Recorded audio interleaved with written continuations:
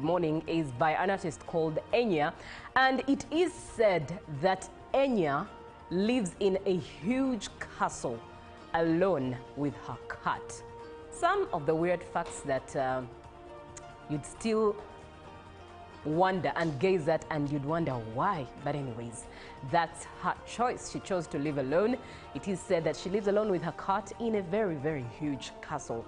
But indeed, she blessed us with a lot of music, and quite a number of people know the music, but they've never really put face to the artist. Her name is Enya, and she's one of the artists that has played to take you back many years and take you down the trip memory lane on this Thursday, a day that is beginning to roll its carpet out for the week, as tomorrow is Friday. But good morning, we still have a lot to do, a lot to achieve, and encouraging you to make sure that you finish your week strong. Now, behind the scenes, we've been having a conversation on content that we studied whilst in school, things like the missionaries that we studied on, John Speak, Sir Samuel Baker, who are said to have discovered some of the features that we know here in Uganda, yet of course there were locals who existed even then. And we're just chewing on the idea of why we studied these things and how exactly they are benefiting us in this day and age, in the practicality of us adding value to Uganda. Well, you could share what you believe has been an impact of what you studied in school, especially primary through secondary history lessons, Sir Samuel Baker, John Speak, all the missionaries we talked about, and what they discovered, what was taught that they discovered in Uganda, the names that we still call our streets in Uganda. Do share the impact that you have. But I will pose this very question to my partner in crime, and that is John Murungi. Good morning, John. Good morning, Julie. How are you? Very well, thank you. How was your night? It was beautiful. How was was yours? What inspired the pink today? I don't know. We sort of looked to be twinning. Exactly. Mine is a particular shade, magenta. It's a hot one. Yes. It's a hot thing. Yes, indeed. I believe you are in the era that studied the John Speaks, the discoverers of different features of Uganda and the colonizers of Uganda. What are some of the things that impacted you that you still apply now in adding value to Uganda? Studying history, it shapes the context of the present. Right. You know, you cannot know your future if you don't know your history. True. You may not be aware of where you're going if you don't know where you're coming from. So there's so many things that I got to know, especially in history.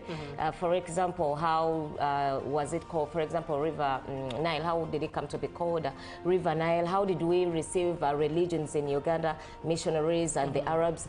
How did we even come to be independent? Why did we have to be independent? What caused the independence? Why did the colonialists come? How did we come from the what I would term as the traditional era to this modern era? So history is really, really essential for any particular country. Very true indeed, and I do agree with you on that. Joan, somebody was telling me some time back regarding the things we studied. And whilst we studied about all these colonialists, the explorers, they told me that they had a friend from the UK whom they asked about these men, and they had no idea. Wow. They did not know who John Speak was. They did not know who Samuel Baker was. It was never in their curriculum. But did they know anyone from Africa? Yes, Idi Amin. Julie, you had to mention that one.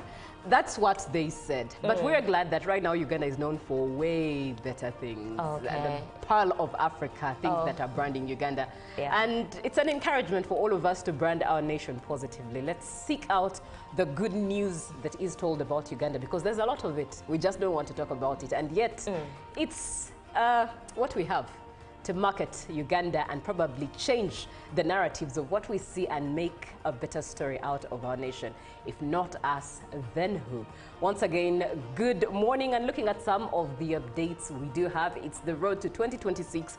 And UPDF insists on monitoring elections. UPDF officials say that the limited number of police officers has forced them to assist in maintaining peace during the election period.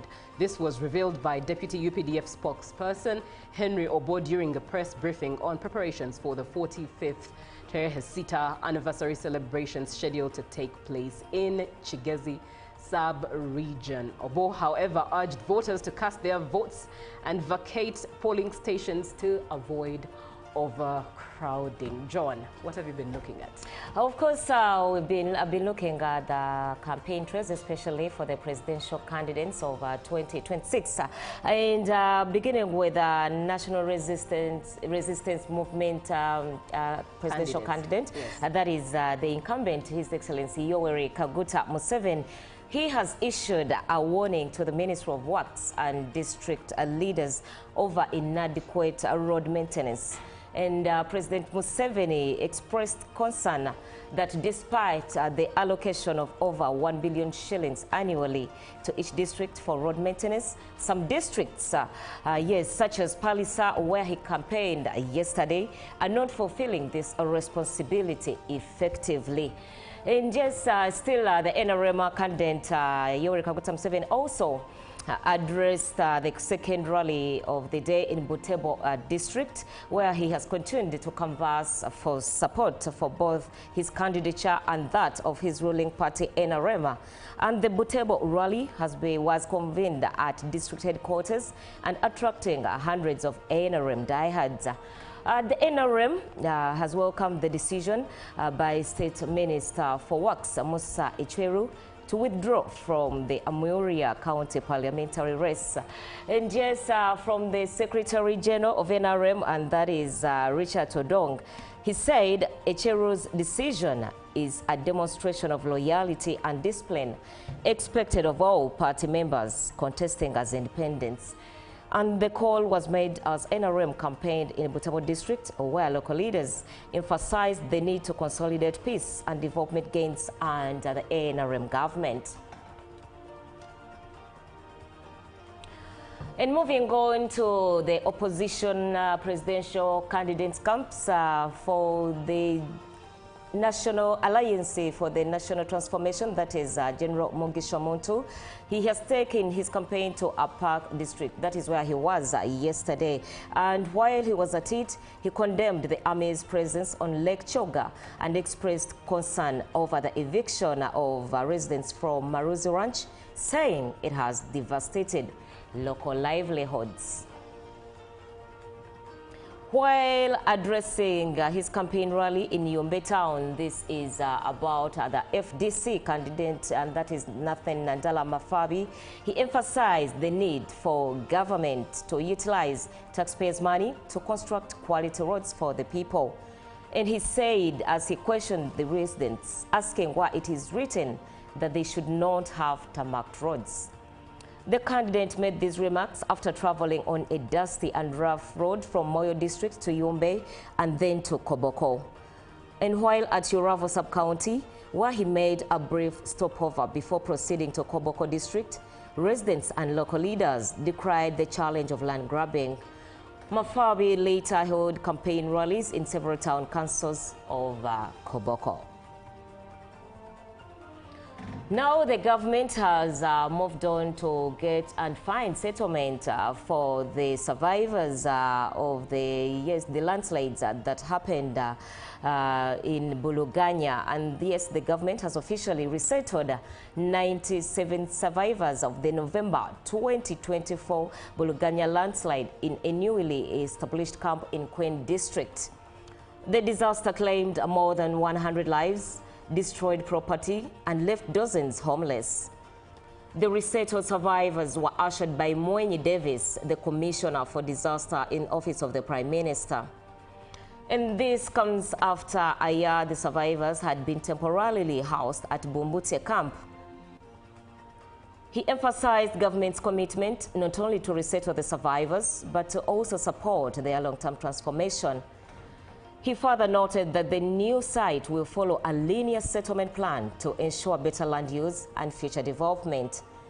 Some of the beneficiaries, including Nasimolo Lawrence, expressed gratitude for the government's intervention and asked for further assistance in opening up land for cultivation.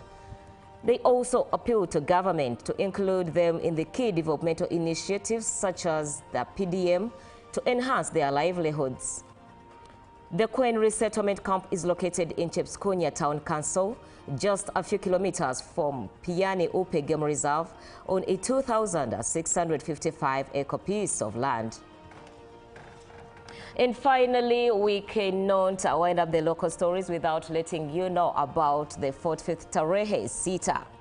The Uganda People's Defense Forces are gearing up for the 45th Tarehe Sita anniversary celebrations, a commemoration of the day the struggle for liberation began. And this year's activities will be held in the Chigezi sub-region with a focus on giving back to communities through development projects in education and health. Now, the Ministry of Defense and Veteran Affairs has revealed the activities the Army will undertake during the Tarehe Sita celebrations. Tarehe Sita is a tribute to the efforts of the founding members of the National Resistance Army, later the Uganda People's Defense Forces, in advancing a people-led revolution that sought to achieve freedom and democracy. The 45th Tarehe Sita anniversary will be held in the Chigezi sub-region, and Chigezi sub-region holds historic significance as a base for activists of the Fronasa movement, where individuals like Dr. Ruhakana Rugonda and Amama Mbabazi played critical roles. The UPDF will undertake projects carefully selected within their means across 6 districts and 3 municipalities, focusing on education and health, including infrastructure. As we speak, engineers have already been dispatched to begin work on the identified projects as part of the Army's efforts to give back to the community. The 45th Tarehe Sita anniversary will be held under the theme, Defending the Gains of the Revolution and Honoring the Sacrifice of the Freedom Fighters. A call for national unity, security, peace, and socio-economic transformation. Now that's it we had for you from the local scene. All right, let's have a look at what we have on the global scene. And we're starting off with a rather sad story. I cannot imagine the actual footage away from what the camera could show of what took place, transpired on this scene. But an inter-provincial bus plunged into a 200-meter deep ravine along the Panamericana Sa Highway in Peru's Camana province on Wednesday, leaving at least 36 people dead and dozens injured.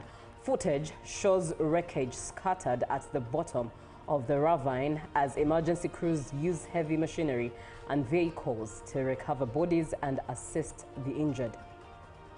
Now, the bodies which we actually found scattered around this cliff, it is very difficult to lift them because it is a very rugged, very rocky area where hardly anyone survives an accident like this, said Walter Lerena Torres, mayor of Ochoana. Now, the bus traveling along Chala Arequipa route reportedly collided with a pickup truck before veering off the road and plunging into a ravine. Police, firefighters, and rescue teams worked at the scene to recover the bodies, which were later taken to the central morgue in Camana province. I arrived at the accident site. I saw they were loading the bodies and bringing them to the morgue. That's what we are waiting for, said Zacharias Ruwela, brother of the bus driver who was waiting for information. The injured were evacuated to nearby hospitals after suffering severe fractures, including abdominal and cranial trauma. Now, moving on to Ukrainian President Volodymyr Zelensky said his ministers of justice and energy couldn't remain in their posts after $100 million energy corruption scandal continued to engulf his government on Wednesday. I believe that the Minister of Justice and the Minister of Energy cannot remain in office. This is something, and this is among other things, a matter of trust. If there are accusations, they must be addressed, he said. The decision on suspension from office is prompt and swift as possible. I have asked the Prime Minister of Ukraine to ensure that these ministers submit their resignations. I ask the MPs to support these resignations. From that point on, everything must proceed with the legal framework. He added, Justice Minister German Galushenko, formerly Energy Minister, was suspended but pledged to fight the claims, while Energy Minister Svetlana Horichenko said she had quit but also denied wrongdoing. PM Yulia Sverdenko confirmed she had formally submitted a motion to dismiss both to Parliament. And according to media reports, the plot was organized by Zelensky's ally, Timur Mindich, and uncovered by Specialized Anti-Corruption Prosecutor's Office, or SAPO, one of the very agencies that Zelensky himself tried to take away power from this summer before huge protests forced a U-turn. Now on to the continent. South African Finance Minister Enoch Gondogwana rejected accusations by US President Donald Trump, labeling claims that the government is committing genocide against white South Africans as false and dangerous. We convene at a time when South Africa, like many nations around the world, is grappling with intensifying global competition and mounting economic and political divisions. It is against this fractured landscape that South Africa has been falsely accused of genocide against its white community and treated with punitive sanctions based on falsehood. He told Parliament in Cape Town on Wednesday. Gondogwana praised a group of Afrikaners who publicly denied Trump's claims of a genocide. They have rejected the false narrative and the fear, hate, and disinformation they represent, he noted. They made the call not in our name, and that to me was an important patriotic call, he added. Trump made his remarks ahead of the upcoming G20, claiming that Afrikaners are being killed and slaughtered in South Africa and declaring it a total disgrace that the summit will be held in the African country, adding that South Africa has no place in the G group of nations as a result. Well, with that story ending what we have on the foreign scene, let's have a look at what we have in the press today. Starting off with the New Vision, and the headline there is Traders Split Over Government Compensation. That's a headline. Floods from Nachivubo Channel affected over 1,600 businesses. Now in there is a picture of President Museveni. Candidate Museveni campaigns in Palisa Butebo. Also another story to look into, U.S. evangelist Paula White arrives. Also ask URA Commissioner General. And campaigns what Mafabi Chagulanyi told voters. Also over 180 tenders in there to look forward to. And manifesto, poverty education tops Budaka Chibuku voters' demands. Some of the stories to look at in the the New Vision. Joan, do let us know as to what the rest of East Africa has. Okay, the Daily Nation, as you can see on the first, says our torture ordeal. And about the abductions, President Yoweri Museveni has admitted holding the duo who he described as chaos experts. Still in the Daily Nation, Shillings 4 billion death threat to seniors call a rollout. And yes, there is why Kanja wants order halting police hiring lifted. And in the sports column, you'll find a teenager keyboard overjoyed over maiden collab to Stars squad. While still about President Museveni, say we went to Uganda, and that is about the abduction still. It is quoted, we went to Uganda because we are East African community citizens.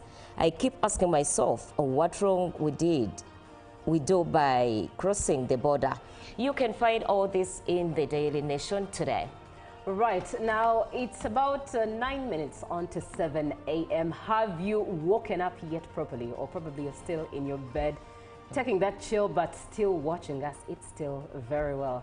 As long as you are inspired, as that is the vision here on UBC. On that note, let's have a short break with some music. Do enjoy some throwback music. When we get back, it will be The Real, and we'll be having a conversation with CS Bag as to a report on how Uganda is standing in its economic development. 0709 602590. Good morning.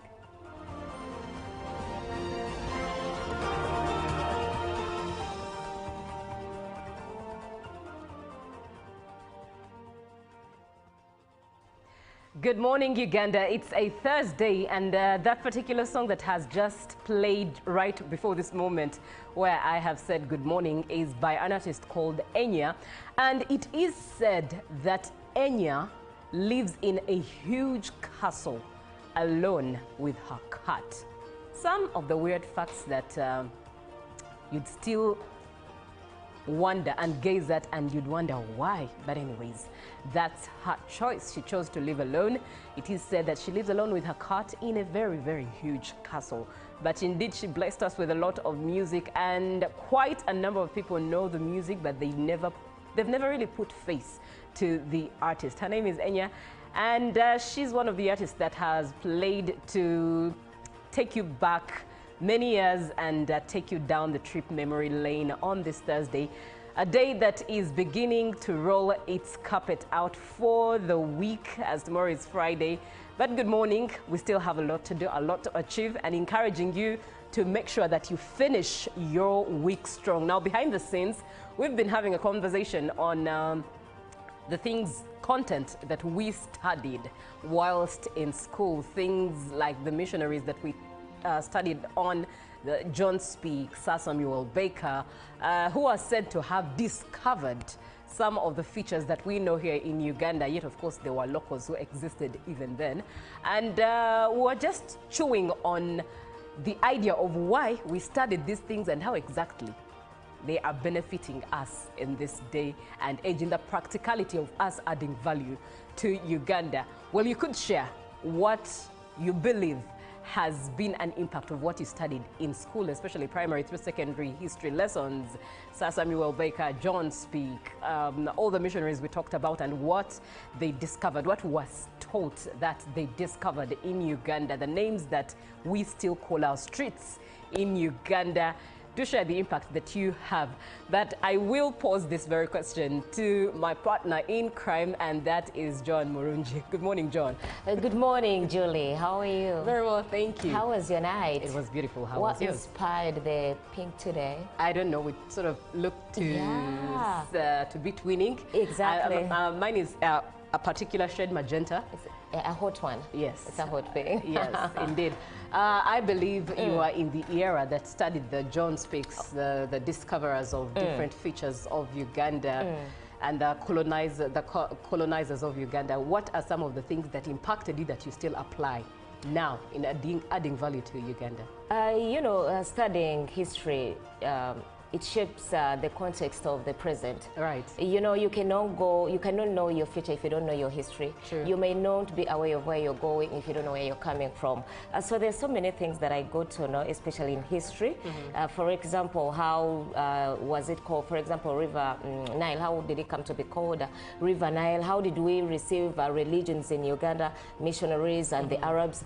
How did we even come to be independent? Why did we have to be independent? What caused the independence? Why did the colonialists come? How did we come from the what I would term as the traditional era to this modern era? So history is really, really essential for any particular country. Very true indeed, and I do agree with you on that. Joan, somebody was telling me some time back regarding the things we studied. And whilst we studied about all these colonialists, the explorers, they told me that they had a friend from the UK whom they asked about these men, and they had no idea. Wow. They did not know who John Speak was. They did not know who Samuel Baker was. It was never in their curriculum. But did they know anyone from Africa? Yes, Idi Amin. Julie, you had to mention that one. That's what they said. But we're glad that right now Uganda is known for way better things. The pearl of Africa, things that are branding Uganda. And it's an encouragement for all of us to brand our nation positively. Let's seek out the good news that is told about Uganda, because there's a lot of it. We just don't want to talk about it. And yet, it's what we have. to market Uganda and probably change the narratives of what we see and make a better story out of our nation. If not us, then who? Once again, good morning, and looking at some of the updates we do have, it's the road to 2026, and UPDF insists on monitoring elections. UPDF officials say that the limited number of police officers has forced them to assist in maintaining peace during the election. Accelerates fat burning.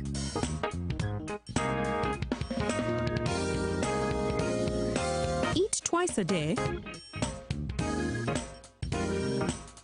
Don't take a detour. Weight loss starts now.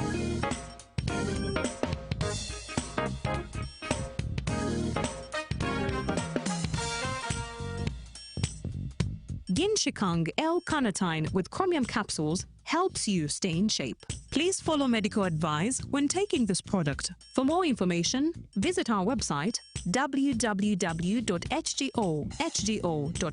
or call 0800 335555. Pick of the day on UBC.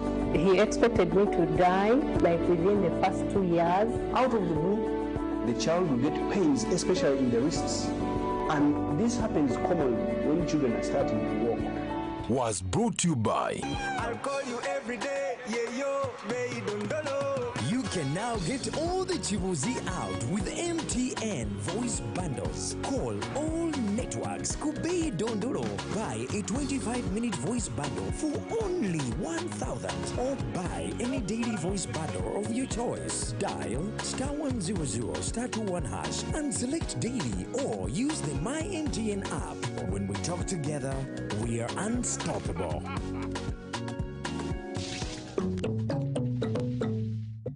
Following our earlier communication regarding the technical challenge that affected the transmission of some free-to-air television channels, Uganda Broadcasting Corporation UBC wishes to provide the public with an update on the ongoing restoration efforts. Our engineering and technical teams have been working diligently to resolve the issue and restore normal transmission. While substantial progress has been made, the process has taken longer than initially anticipated due to the complexity of the fault. We assure our valued viewers and partners that full restoration remains our top priority, and every necessary measure is being taken to ensure a stable and reliable signal across all affected platforms. In the meantime, we kindly advise viewers to rescan their TV sets to access the available channels. This will ensure that you can view the channels that are currently broadcasting without interruption. UBC sincerely apologizes for the inconvenience this disruption has caused and appreciates the continued patience and understanding of our audiences as we finalize the recovery process. Further updates will be provided through our official communication channels as progress continues. For additional information, please contact Public Relations Office, Uganda Broadcasting Corporation, UBC. Email info@ubc.go.ug or +256 703 826 623. Exercise can't be sustained. Eating can't be stopped. It's even harder to lose weight? Come and give it a try. Ginshikang L-carnitine chromium capsules, plant extract, scientific ratio, take 3 capsules each time. The active ingredient accelerates fat burning,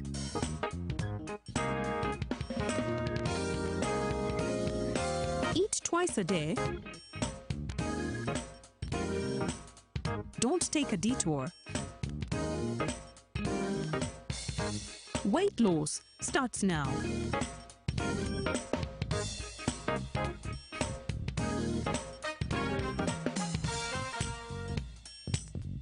Ginshikang L-carnitine with chromium capsules helps you stay in shape. Please follow medical advice when taking this product. For more information, visit our website www.hgo.com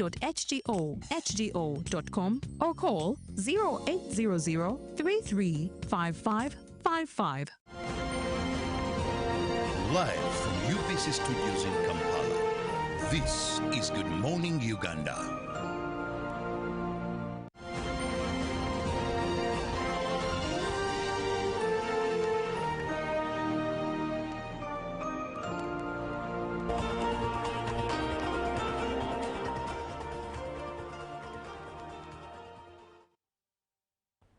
A very good morning to you. It's time for The Real. This is Good Morning Uganda on UBC TV. And this morning, we are unpacking the latest revision of Uganda's economic outlook from stable to positive by S&P Global. Be part of the conversation, 0709 602 592. It's the WhatsApp number that you should engage and be part of this conversation. Now, yesterday, CS Bag released a press statement on indeed unpacking the latest revision of Uganda's economic outlook from stable to positive. And it's something that we are looking at this particular morning with Julius Mukunda, who is the Executive Director, Civil Society Budget Advocacy Group, as well as a very profound economist. Good morning. Good morning. How are you? Very well, thank you. A pleasure being here, and also it's a pleasure listening to and watching. All right. Right, and Yes. always a pleasure learning and unlearning a lot of things from you in line with Uganda's economy. Starting off with a bit of a background and context to add to this meet. What is this report about by S&P Global? And also, who is S&P Global?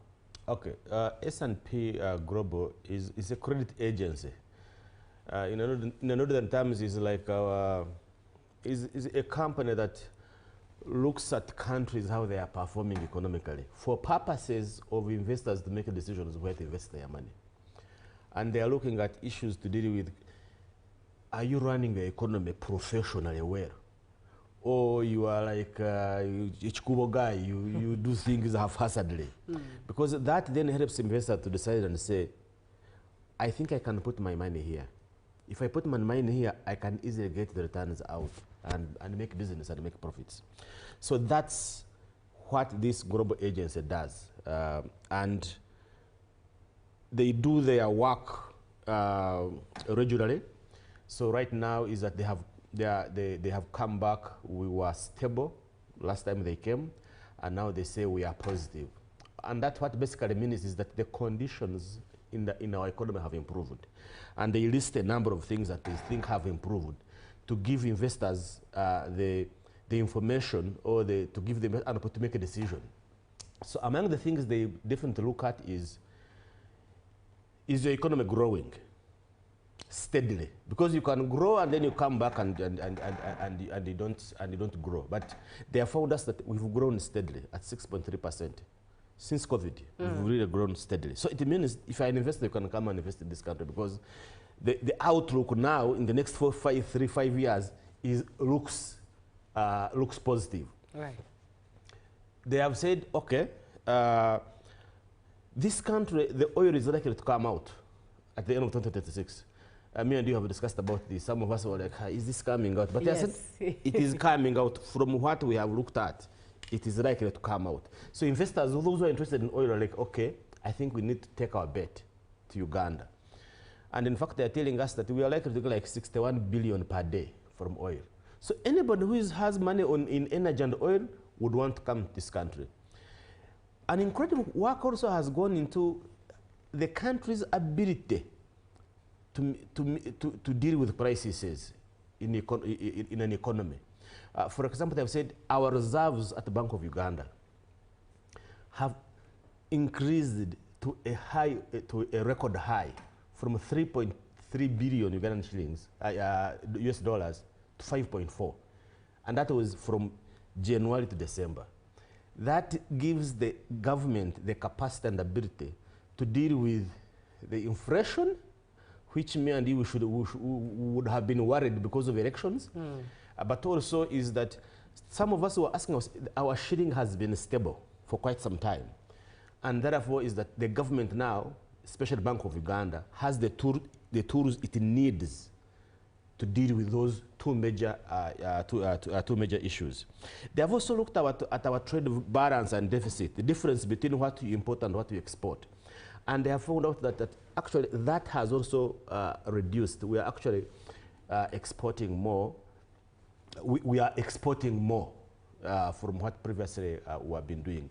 That also tells an investor that Uganda is a place where actually you can do business and there is a market for things that you can actually export out.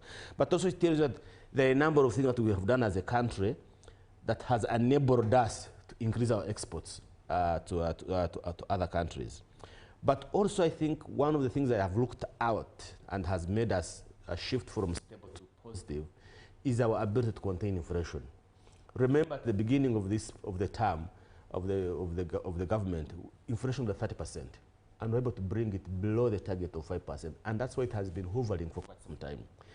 And now with these propped up reserves in the banks, it means that we are in a position to better control it even in the next years to come. So those things give investors the confidence. One, that the country has the ability to manage this economy well, professionally. Number two is that the country can actually pay its debt. That's also very important. That's also very important. That if I'm an investor, I buy bonds in the Bank of Uganda, will this government pay back? So this gives the confidence to investors and say, please, if you buy bonds, there is a government that this government is able to pay. If you are in the diaspora and you buy our small bond, this government is able to pay. You invest in this country, that the conditions are well and catered for you to actually make profits. And lastly, I think, which is also very important, is that if you make your profits, you can also take it back. There are no constraints or regulations that will stop you from repatriating your profits. That we have enough dollars. Because when you're taking back the profits, you don't take them in shillings. You take them in another currency. Yes. And therefore is that it gives the investors that confidence that once you make your profits in Uganda, you can actually take it back home. Yes. So that gives us that positive, strong outlook. And especially as we go into elections, because some of us were really worried about elections. Yes. Now, you did talk about our capability to pay debt. And of course, one of the concerns that is on the hearts of many Ugandans is the rising debt, which is a domestic burden at that. I'm not so sure if it's part of the negatives and concerns that were cited in these reports, but I do believe it's one, if you ask an ordinary Ugandan, that do share some of the risks and concerns that were raised in this report. So for us at CISBAG, we are saying that we are an A student. We are not a B student. We are an A, because because in terms of grading, we are at B. We are an A student. Why? So it's like your kid comes home with 80%. And you're like, come on, you can do better. You can get 90%. We believe that our country, our government can actually be an A if it fixes some of the things. And that's why even in the report it comes out and says that if you want to be an A student, to get A, then the following things must be done. And among them is what you have mentioned about. One of the things that you are mentioning about is that domestic debt. Domestic debt is borrowing money from commercial banks internally here. And it is risky for two reasons. One is that it is expensive. For a domestic debt, if you buy a bond at the Bank of Uganda, it is hovering around 15 to 17%. But if it's a concession loan from outside, it can even be below 1%. But now, because the domestic debt has now increased from 30% in 2021 to 50% currently, in terms of our debt portfolio, now the domestic debt is now 50%. That's why now the interest rates have also increased. We are now at 7 trillion. In fact, we pay 25% of our URA revenues to interest payments. It means that the amount of money we have to take care of ourselves is actually shrinking. We call it fiscal space. So it's not good. If we get a huge crisis, we might not go through it very well. It's like you win a war, but You know, okay, you go for a fight, but then you win it, but then you come out with only one leg. So that's one concern they're talking about. And we're telling government, get out of commercial banks here. You have the ability to get concessional loans. And we are glad that we are seeing that happening, because recently we saw the PSST saying that actually World Bank has returned back to provide us concessional borrowing. We want that more. The second item we are looking at is the growth itself. Now, yes, we are growing. You've heard people say, but this economy, it is growing. The pockets are empty. It's not balanced. It's not balanced. Ezakameza tezikyaliwo, you know. N'akameza nako katikagenzi bakatutte tekaliwo. So, and there is a point in that when people say that. Yes. But the way I can explain this very clearly is, let's look at exports. We have increased our exports simply because of gold and coffee. Now, the 2.2 billion we are getting from coffee exports is contributed by 1.7 million farmers. But these farmers, the 1.7 million farmers, earn between 20 to 30% of the value of coffee. So there is somebody up there who is taking a huge chunk of money, but not the farmer. So that's why you find people saying, So since we are an agricultural economy, then you can imagine that the gate prices and the international prices are not close enough.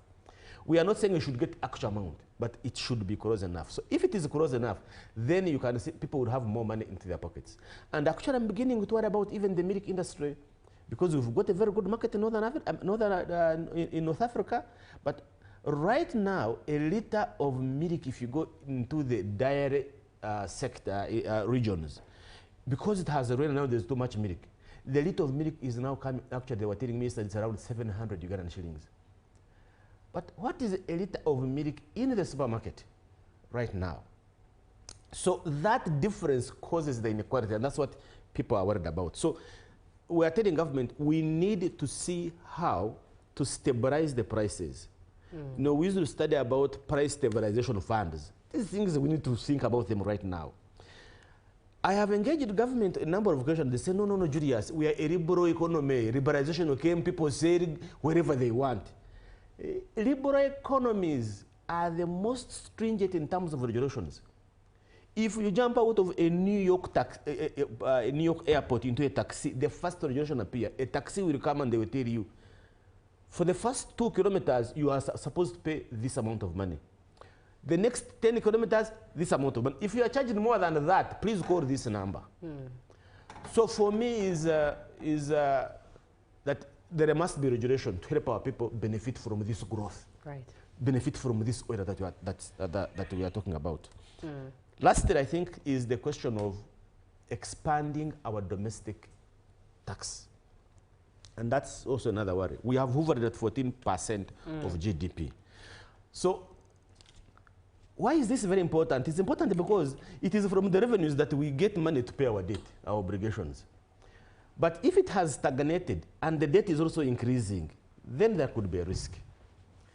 But whenever we say expand taxation, then we are looking at increasing rates, and that affects an ordinary person. So what are we saying? We are saying that we can actually expand taxes by ensuring that each and every person pays their fair share. That's the number one. Number two is that, because you don't want you to pay and another one is not paying and yet you're in the same industry. Number two is that we have engaged URA to URA that even if we give you 10 trillion Ugandan shillings, you will never in your entire life man all the borders of Uganda. It is impossible. You will never cover or collect rental tax from all the rental units in this country. It is impossible. The only thing you can do that to achieve that is to partner with the districts. Because the districts know the owner of the building, where it is, how much they get. So because they go there and they collect property tax. So you must work with them so that you can be able to, that each and every person pays. But also those border districts, they know all the porous points on their borders, and they can man them and get money. So with this positive outlook, we think we can actually do better by addressing some of these fundamentals. All right. If you're just joining us, we are having a conversation on the report that was released by S&P Global, and it's in regards to Uganda's economic performance, so where Uganda has moved from a stable to a positive economy. And to have this conversation with us is Julius Mukunda, who is the Executive Director of CSBAG. Now, a comment comes through. This is Gabriel Tumwesje, all the way from Mawugola, Sembabuli. Uganda's economy is going to continuously grow because of the following: upcoming oil, various installations of industrial parks all over the country, and Museveni's campaign against poverty through PDM, wealth and riches. And this is the comment he comes through. 0709602592 is the WhatsApp number that you should share your opinion or question.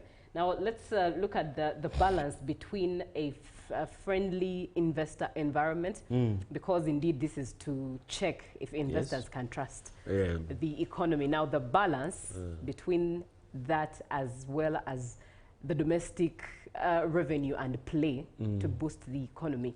How best should an ordinary Ugandan, what role should they play to make sure that this balances out as all these action points that you've stated are being sorted out by the government? No, I think that to an ordinary citizen of Uganda, like myself and you, one thing we should be looking out for is the investment climate fair? Do we have people who are treated as VIP and others are not, yet you're in the same business? Because that would definitely not attract investment. Attracting investment is very critical because investments bring jobs, but also, and that's what we're talking about, to bring incomes, but also investment bring revenue for government to collect and deliver services. So we need to look at that. We need to ensure that the environment is good. The outcry out is that we have investors who have come, treated so well, and then they cheat us and run away. And that goes to tax exemptions. You are given tax exemption as an investor, but then you become a chapati seller. And that's why you find the Tanzanians who are like, no. If you are an investor, please don't do hawking business. Hawking business is about the Tanzanians. There are certain areas that you need not to engage in. And I think they have a point. Because when you come as an investor, you should come to do things that we are unable to do. I think that's very important. You can't be an investor and then you become a hawker. Because those are small things for an ordinary person to do. And I think those are some of the things that government needs to start to look at. If you go to these strikes that we're having in the town, among the reasons they are giving is that they are actually being pushed out of business. And as a government, we need to see how do we protect some of the smaller businesses. When you have an investor who isn't going to invest in nuclear science, that one I give them a red carpet. Because I know I don't have the capacity to do nuclear science. If you have somebody who's going to establish a very high-tech lab, I mean, that one I give, because even Ugandans, nobody's going to do that. So those are some of the, I think, strategic areas that we need to begin to look at to attract investment in, but to not attract investment in the things that we can be able to do ourselves. The other part is, I think, what we need to be interested in terms of investment is our ability as a government to be even more efficient in delivering some of these services. Because when an investor comes and he wants electricity, how long does it take them to get electricity delivered to their area? That's very important. If an investor is coming and we can't fix our roads in time and there are so many potholes, then the cost of doing business definitely increases. So being efficient in delivering services actually helps us to even attract more investments into the country. And I think for me, investments is not about just buying bonds at the Bank of Uganda. You want people to come and actually do the actual service of producing particular goods. value addition has been one of our biggest drivers. Right. Because we are saying we want to grow our economy by tenfold. So you need people who have the technology to add value to your products. If you have milk, you can produce 100 by other products out of milk. But as Ugandans, probably you can only produce yogurt, cow ghee, and powdered milk. But you have people who can be able to produce so many other products. And so when an investor of that sort comes, then you say, oh, this is where I want. So we need ready-made projects, for example, to say this is where the money, this is what we need to do so that somebody can come and do it. And then deal with corruption. Because we have seen investors who have come and say, oh, I was cheated. They sent money to a certain crook and the money was taken. And we are happy that we have some of these anti-corruption units that deal specifically for these problems. So if you are an investor and you feel you are cheated, you know where to go so that your problem can be sorted out. Because these things, small as they be, they send a signal. True. No, don't be surprised now that we are now at the positive, and now next time these guys come back and say, guys, we've now downgraded you again, and that is not good in the eyes of people whom you want to give you money, so that you can be able to be a better nation and a better country. Right. Let's look at the issue of profit repatriation, freedom that investors have. But what exactly does it mean for Uganda and for Uganda? Because if the profits are taken away all in a go, then what happens to Uganda as a country? It's a business case, really. Right. It's really a business case. I mean, it's just imagine you yourself, you've invested your resources somewhere, you've got to go to your profits, and you can't use those profits in the way you want it. You won't come back. That's true. You won't come back in that particular industry. Now, what we need to do as a country, I mean, is that I really do not support any measure to stop people from taking their money after when they have made the profits. The biggest challenge is that we are not smart enough. Somebody comes, gets a tax exemption for 10 years. After 10 years, they pack up their bags and go with all the profits. You don't blame them if they were smarter than you. We need to be smarter. Come to Uganda. We have tax exemptions, yes. But these are the conditions. Provide employment to this number of people, produce this number of goods. We want you to export, and we'll give you tax exemptions. Now, have a benchmark. 10 years. After 2 years, how many of these, what would you have done? I would have done. So you provide benchmark. So every year, you monitor how far you have gone. Even the 5th year, I have not done anything. We said, my friend, these things have not worked out. Me and you, we are no longer friends. So you can still go back. Right. But if you wait for somebody after 10 years and they tell you, things did not work out, in fact, I'm packing my bags and go, you are the loser. So I think as a nation, we need to be very smart in terms of a negotiation. Business is about a negotiation. It's about a deal. It's what kind of deals are we getting? So, I mean, for example, look at ECOP. They say that Uganda has gotten a 15% out of the we have a 15% share. I mean, because we didn't have the money in the first place to put into the project. So if somebody had all the money and you had little, you can't blame them. So if as a nation, if we had more money, we would have put it in more money and get more share out of the oil that we're going to get. So it's about us being smart. It's about us putting money where we believe as a nation we need to put it, so that I mean, you heard of a case in Nigeria where airlines could not pick their money back home. You know, Ethiopian Airways, you know, Emirates, they have been negotiating with the Nigerian government to say, can we take back our money?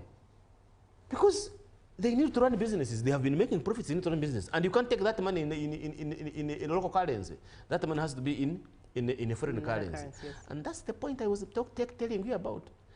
Having your reserves from 3.3 billion to 5.4 billion is a signal to the investor that you can actually take your money back. The money will be there for you to take back because we have enough reserve that can support that. So I'm a believer in open business, but I think as a government we need to be very smart. So when somebody comes and is negotiating, ensuring that by the time they're going to take back their money, will remain with something out of the money that they have given us. Yes. Indeed, I'm reminded of of a Bible scripture that teaches us to be as shrewd as the young ones of a serpent. Now, Mukunda, let's bring this conversation to a close. What are your conclusions, ones that should be as your parting shots in regards to this particular report? I think two things for me, really. One is a pat on the back. Usually, it is rare to say, "Oh, you are doing things well." Yes. That we have our captains, our captains of the economy, doing a good job, despite the challenges we have. Really, doing a good job, ensure things are stable. You don't want your nation to be called a junk economy. All of us lose. That you have somebody who's really saying, a team that's saying, please, we need to ensure that this inflation remains below the target. We need to ensure that we have this growth sustained. We need to achieve these. These are the fundamentals that are in place. I think we have that. I think you give it to them. Yes. Remember when inflation was high? Everybody was annoyed in this country. Everybody was annoyed because inflation was very high. Yes. But the second one also tell them that we can do better. And this for me is the politicians. We can do better. Reduce on domestic borrowing. Let us improve efficiency of delivering projects on time and on budget. Let us reduce administrative costs of running government. Parliament's budget has increased to 1.5 trillion next financial year. Remember, this budget was around 500 billion, half a trillion in the last 5 years. It says now has increased to, in the strategic plan, 1.5 trillion. And many Ugandans are asking, what are we going to spend on that? So that increment would actually go in, would add more money to PDM. And many Ugandans are wondering why the numbers are really. Are all the positions it's really ridiculous. In Parliament necessary. So high and unnecessary. If we are efficient, that's why I'm telling you, we are an A student in this country. Yes. People come to learn on how we do things in this country. So we can do better. Let the politicians provide the right environment. Let them support the technocrats. Let us deal with the wastage in our government. Let us deal with corruption. I can tell you. That's why I say we are a student, and then things can be better. Right. Thank you very much. That is Julius Mukunda, who is the Executive Director of CSBAP, Civil Society Budget Advocacy Group. And of course, he's a very profound and well-known economist as well. He's been having a conversation with us regarding the latest revision of Uganda's economic outlook from stable to positive. We are rated in this report by S&P Group as a B-class student, but we are an A student. That's my take home. We are an A student, so that's the goal, and we can do better. That's the goal. A students it is for Ugandans. Up next is JMU Tourism Express. Good morning.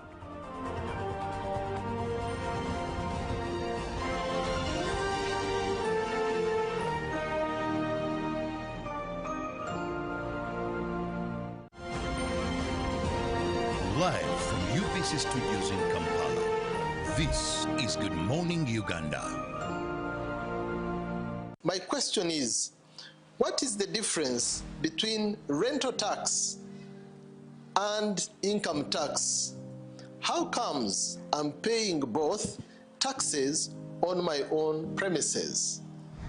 If you want to have a tin, but you are not making any income from your business, you should take on the obligation to continue filing your nil return. Commissioner General, to invest in taxation. When people understand taxes and they know the importance of taxes and they know the fair assessment of these taxes they're supposed to pay, I think everybody will embrace taxation. As banning groupage cargo, clearance protects small traders who cannot afford to import full container loads individually and rely on consolidation to remain competitive. Cargo to come in groupage is consolidation, it's legitimate, and we can't ban it. What we have banned, or what we have stopped, is the use of container leaders. Now, Fiona, the good news I have for you is that among the new tax proposals, Now you can get direct answers. Send your tax-related questions via WhatsApp or SMS to 0790-141-887, and the Commissioner General of URA, John Musinguzi, will personally address them.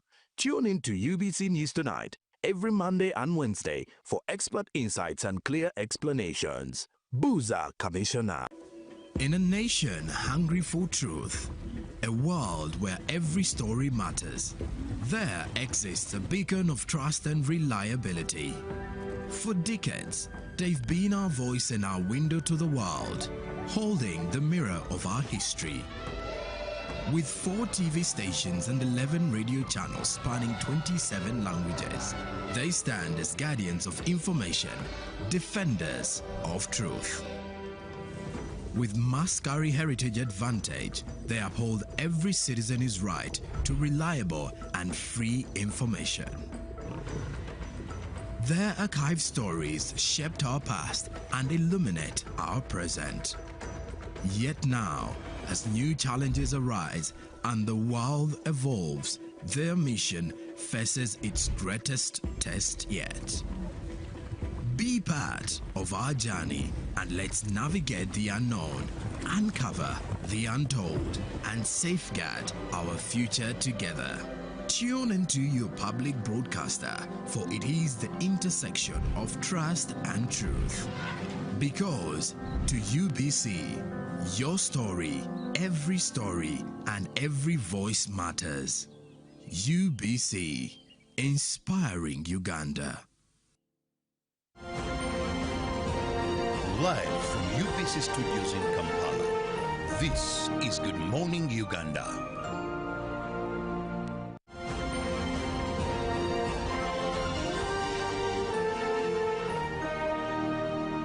Brought to you by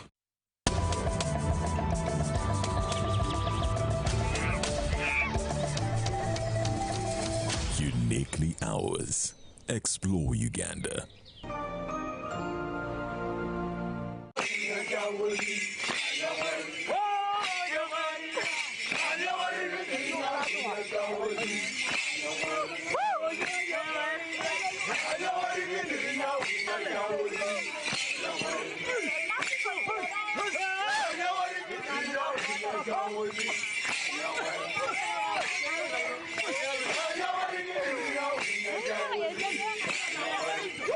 Yes, welcome to Karamoja. My name is Bradford Ochieng.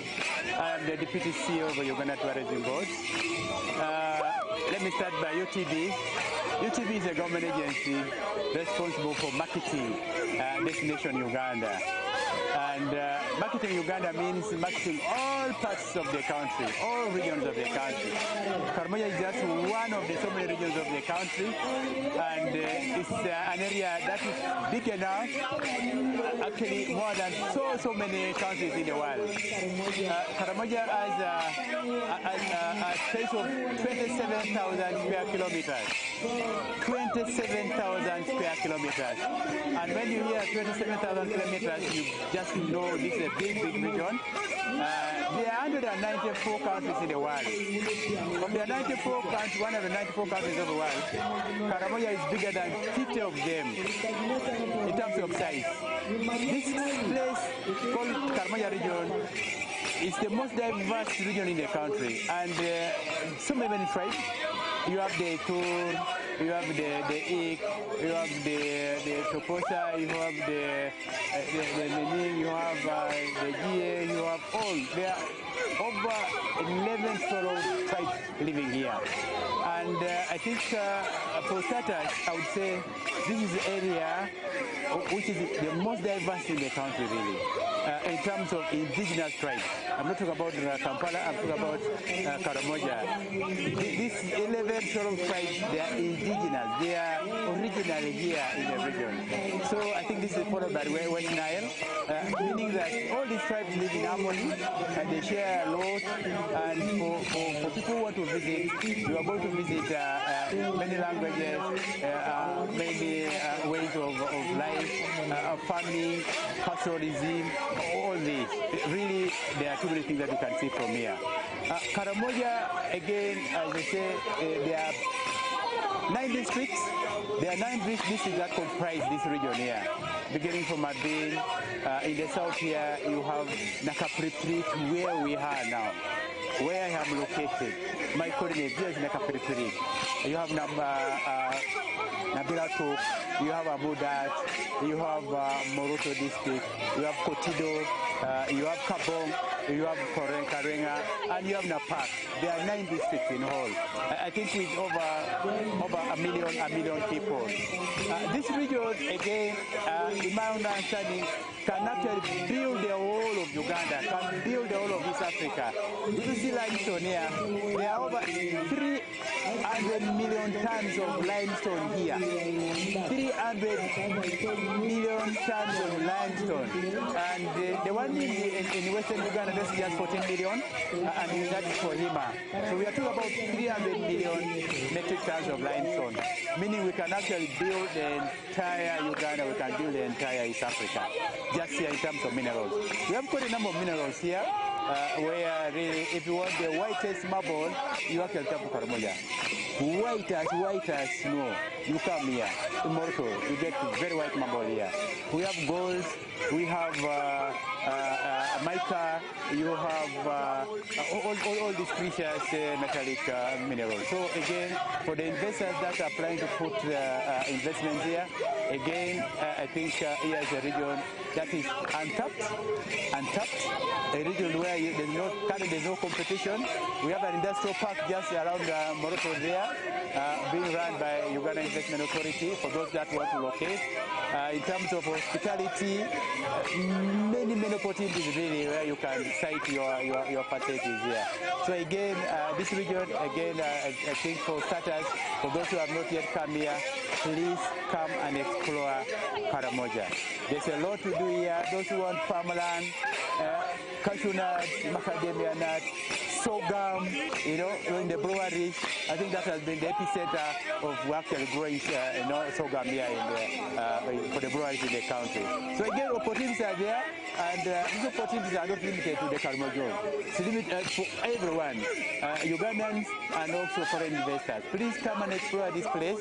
As they say, Uganda is a part of Africa. I can assure you, even there's a mini Nepal here. Okay, I'm conflicted because I hail from Karamoja. I went to school in Karamoja, and I must say that if I can compare many years ago and what I can see now, travelers and investors, I think a lot has changed. It's quite positive now. I must say, when I was coming from Kampala via Soroti, via Moroto, and to Nakapriprit, it is seamless. It is seamless. First, it is now tarmac. I must say, I came through directly via tarmac road. Well, roadblocks are here and there, but I think the roadblocks really just to be sure that security is there. Well, many years ago, definitely, you not just come and have fun like this. You will have a lot of soldiers, probably even in camps and all that. But now, I think you can go your own way, do your own thing. Nobody even cares about what you are doing. So Karamoja is peaceful.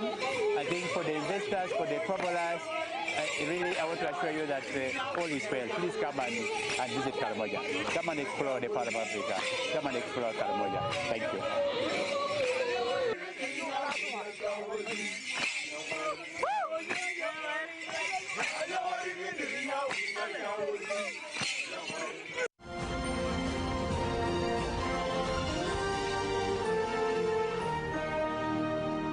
Brought to you by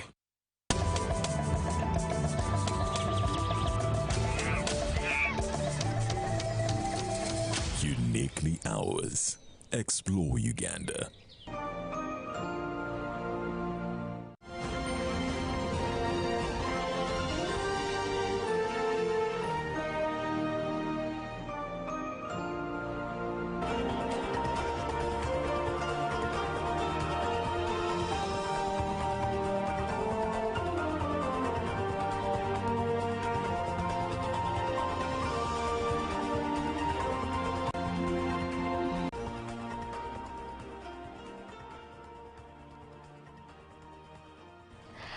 Welcome back from GMU Tourism Express. For those of you who are just joining us, this is Good Morning Uganda. My name is Joan N. Murungi, and this is GMU Business. You need to have something for your business to explore. If you don't know what is happening in the stock, in the market stock exchange, if you don't know the forex, if you don't know how the bank rates stand, you are likely to hit a dead end. So that is why we keep you in the know here in Good Morning Uganda. But do not forget that GMU Tourism Express is proudly brought to you by Uganda Tourism Board.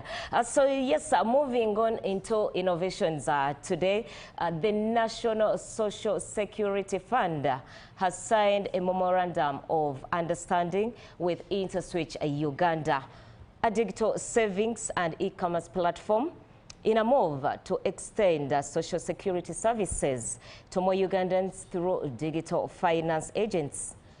The partnership will see the fund on board over 100,000 new voluntary savers annually onto the Smart Life Flexi product using InterSwiss Quick Teller Agent Network across the country. Let's have a look at this report. This initiative by NSSF and InterSwitch Uganda is designed not only to extend social security services, but also to empower Ugandans with greater access to savings and investment opportunities. Through this collaboration, the fund has extended its services to 22,000 quick teller agents spread across the country. This means that Ugandans can now access our services at an additional 22,000 locations countrywide, especially for those who still want the human touch. One can now enroll on Smart Life Flexi, make contributions conveniently, securely, and seamlessly with their nearest quick teller agent. The collaboration is expected to enable NSSF on board over 100,000 new voluntary savers annually, while also allowing companies to make mandatory contributions through quick teller agents, thereby simplifying enrollments and payments through a trusted digital platform.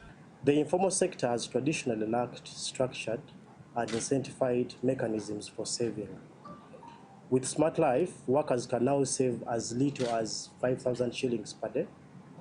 And with Quick Teller's wide-reaching agent network, they can now conveniently make deposits from anywhere in the country.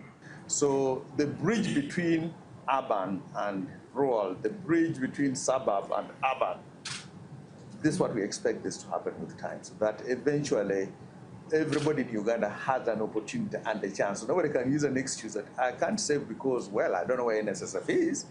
The partnership aligns with the fund's strategic plan to expand social security coverage across both the formal and informal sectors, with the goal of growing its membership to 15 million people, representing 50% of Uganda's workforce by 2035. Charlotte Amuge for UBC. Now, the Uganda Railways Corporation has launched a 5-year strategic plan worth Uganda shillings 1.7 trillion. And this is aimed at enhancing operational efficiency, diversifying revenue resources, and attracting private sector investment. The plan, launched by General Katumba Wamala, the Minister of Works and Transport, is expected to be financed through a combination of government funding, development partner support, internally generated revenue, and through public-private partnerships. Let's have a look at this. Uganda Railways Corporation strategic plan for the financial year 2025-2026 to 2029-2030 is driven by the urgent need to revitalize and modernize Uganda's railway infrastructure to support national development and regional integration. It outlines clear strategic objectives, investment priorities, and institutional reforms. A challenge of dilapidation of railway transport infrastructure, growing potential for commuter passenger services, topic for discussion this morning, limited integration of railway systems, limited funding, limited human resource capacity, weaknesses in data management, and also weaknesses in the results reporting framework. At the launch event, the Minister of Works and Transport, General Katumba Wamala, and the Permanent Secretary at the Ministry of Works, Wasu Abagea, underscored the importance of investing in railway transport, citing some of the challenges URC is currently grappling with. I want the URC to be a commercial entity, generating its own revenue, deciding its own priorities, doing investments beyond just the rail and the wagons. That's what I want to see. As you have said, you have a redundant land. Some of it, you'll never use it for running a rail there. Why can't we think out of the box on how to use that land and becomes commercially viable? Alongside the strategic plan, Uganda Railways Corporation also unveiled a 5-year revenue mobilization strategy geared towards mobilizing resources that will facilitate the implementation of the 1.7 trillion shillings strategic plan. One of the areas we're looking at, financial sustainability, is to have what is called a railway development levy. This one has worked in Tanzania, this one has worked in Kenya. How does it work? You charge about $1.5 per ton on cargo coming into Uganda. That cargo is charged. And then it is put into a consolidated account, managed by Ministry of Finance, managed by Ministry of Works, managed by Uganda Railways Corporation. It's a little amount of money, but cumulatively, it has done wonders.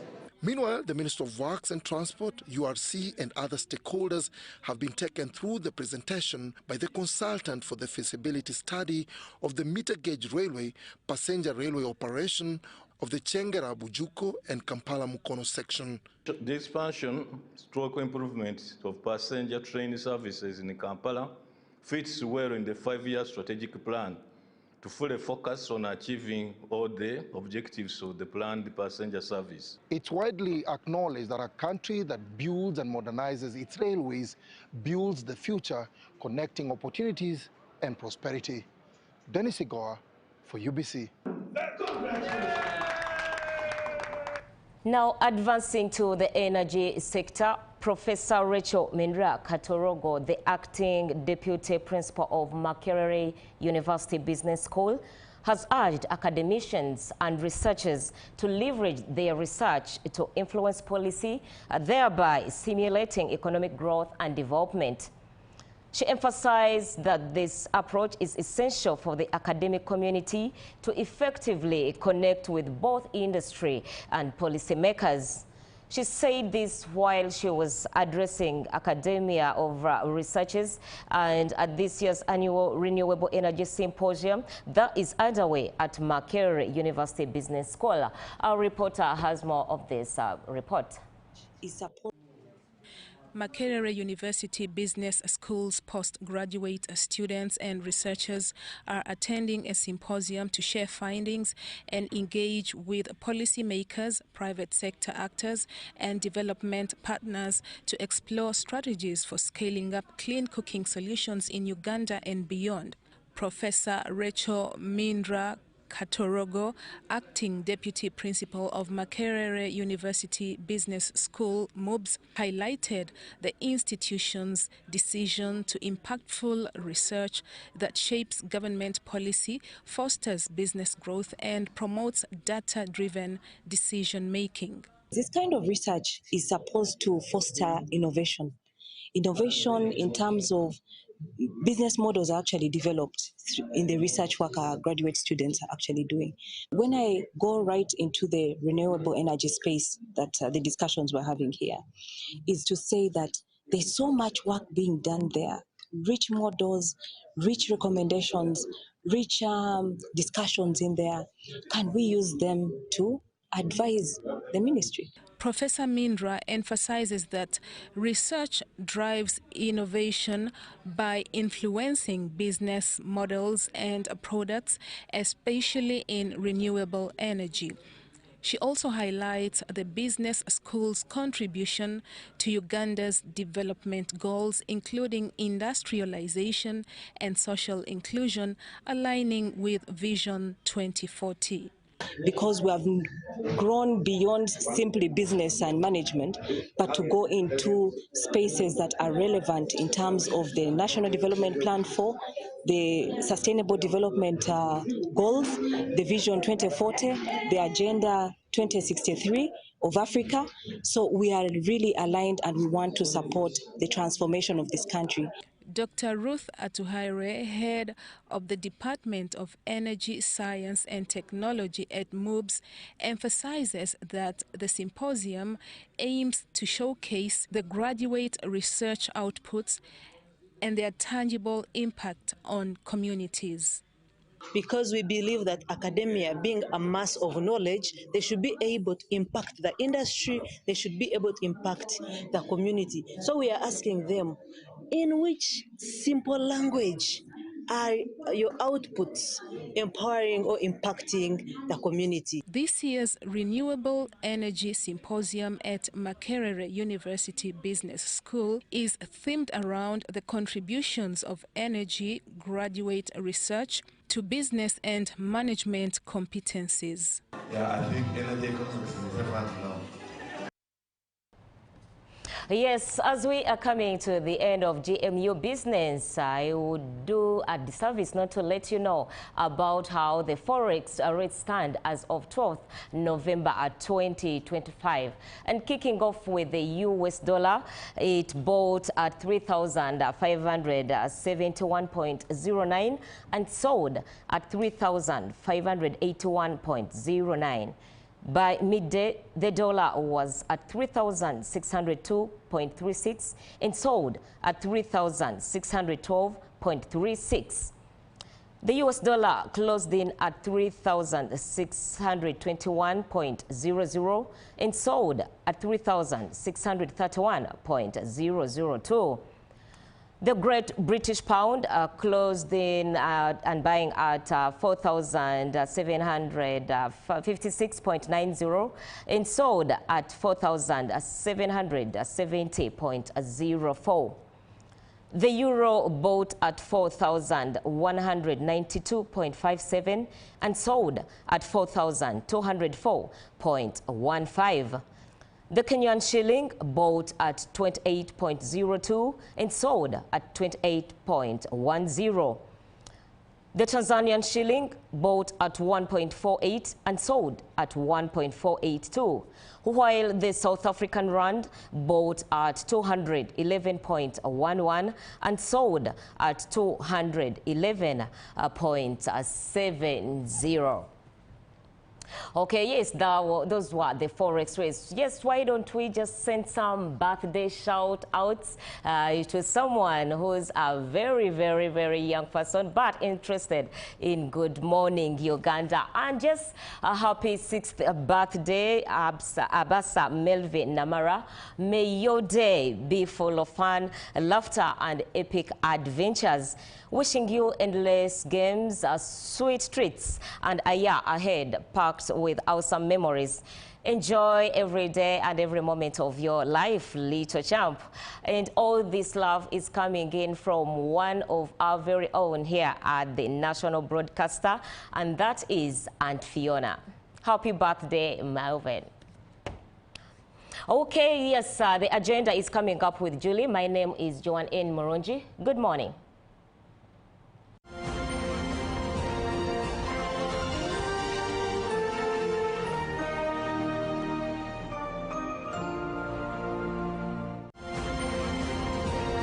Live from UBC Studios in Kampala, this is Good Morning Uganda. Pick of the day on UBC. He expected me to die like within the first 2 years. Out of the blue, the child will get pains, especially in the wrists. And this happens commonly when children are starting to walk. Was brought to you by I'll call you every day, yeah, yo, can now get all the chibuzi out with MTN voice bundles. Call all networks Kubei Dondoro. Buy a 25-minute voice bundle for only 1,000 or buy any daily voice bundle of your choice. Dial *100*21# and select daily or use the My MTN app. When we talk together, we are unstoppable.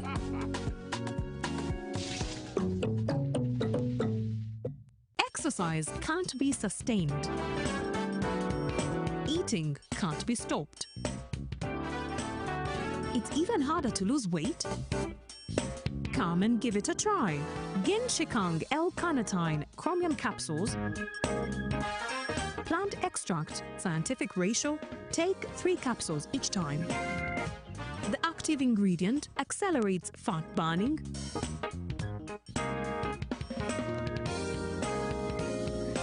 Eat twice a day. Don't take a detour.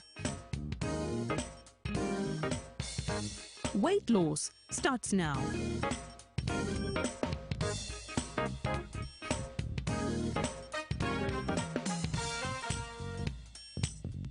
Genshikang L-carnitine with chromium capsules helps you stay in shape. Please follow medical advice when taking this product. For more information, visit our website www.hgo.com or call 0800 335555. Following our earlier communication regarding the technical challenge that affected the transmission of some free-to-air television channels, Uganda Broadcasting Corporation UBC wishes to provide the public with an update on the ongoing restoration efforts. Our engineering and technical teams have been working diligently to resolve the issue and restore normal transmission. While substantial progress has been made, the process has taken longer than initially anticipated due to the complexity of the fault. We assure our valued viewers and partners that full restoration remains our top priority and every necessary measure is being taken to ensure a stable and reliable signal across all affected platforms. In the meantime, we kindly advise viewers to rescan their TV sets to access the available channels. This will ensure that you can view the channels that are currently broadcasting without interruption. UBC sincerely apologizes for the inconvenience this disruption has caused and appreciates the continued patience and understanding of our audiences as we finalize the recovery process. Further updates will be provided through our official communication channels as progress continues. For additional information, please contact Public Relations Office, Uganda Broadcasting Corporation UBC, email info@ubc.go.ug or +256 703 826 623. My question is, what is the difference between rental tax and income tax? How comes I'm paying both taxes on my own premises?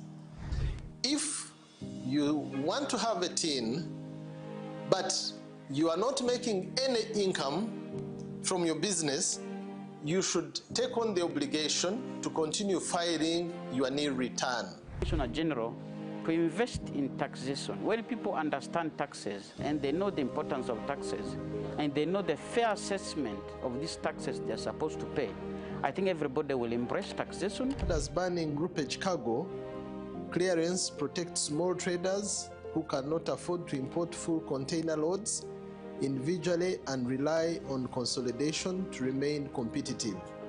Cargo to come in groupage is consolidation, it's legitimate, and we can't ban it. What we have banned, or what we have stopped, is the use of container leaders. Now, Fiona, the good news I have for you is that among the new tax proposals, now you can get direct answers. Send your tax-related questions via WhatsApp or SMS to 0790-141-887, and the Commissioner General of URA, John Musinguzi, will personally address them. Tune in to UBC News Tonight every Monday and Wednesday for expert insights and clear explanations. Buza Commissioner.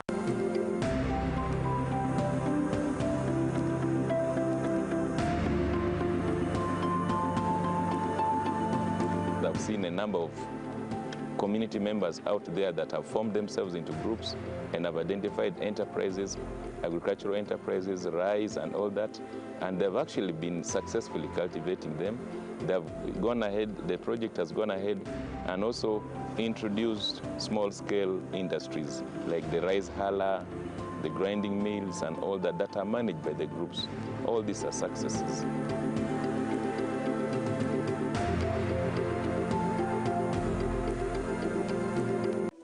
In a nation hungry for truth, a world where every story matters, there exists a beacon of trust and reliability. For decades, they've been our voice and our window to the world, holding the mirror of our history. With 4 TV stations and 11 radio channels spanning 27 languages, they stand as guardians of information, defenders of truth. With Mascari Heritage Advantage, they uphold every citizen's right to reliable and free information. Their archive stories shaped our past and illuminate our present. Yet now, as new challenges arise and the world evolves, their mission faces its greatest test yet. Be part of our journey and let's navigate the unknown, uncover the untold, and safeguard our future together. Tune into your public broadcaster, for it is the intersection of trust and truth. Because to UBC, your story, and every voice matters. UBC, inspiring Uganda.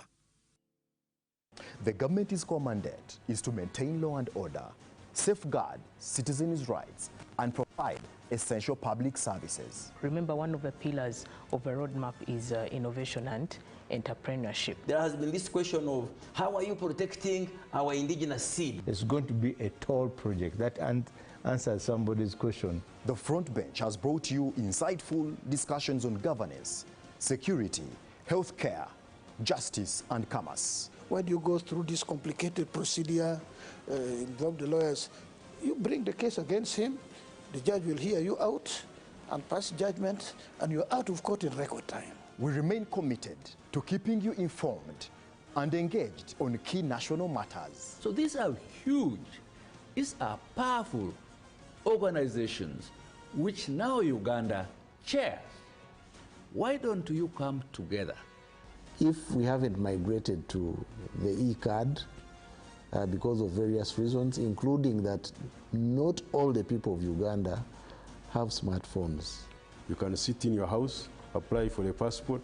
If you have a Ugandan who has a successful logistics firm in the US, it means he can come to Uganda and do a lot more. Every Monday at 8:30 p.m. with me, Jethro Kasaiji, your interface with the government only on your public broadcaster, UBC, inspiring Uganda.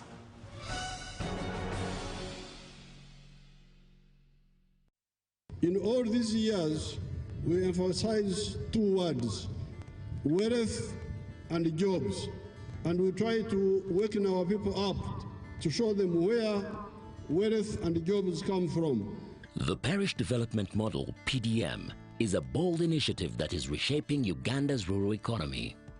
By allocating 100 million shillings to each parish annually, PDM empowers households by unlocking opportunities for wealth creation.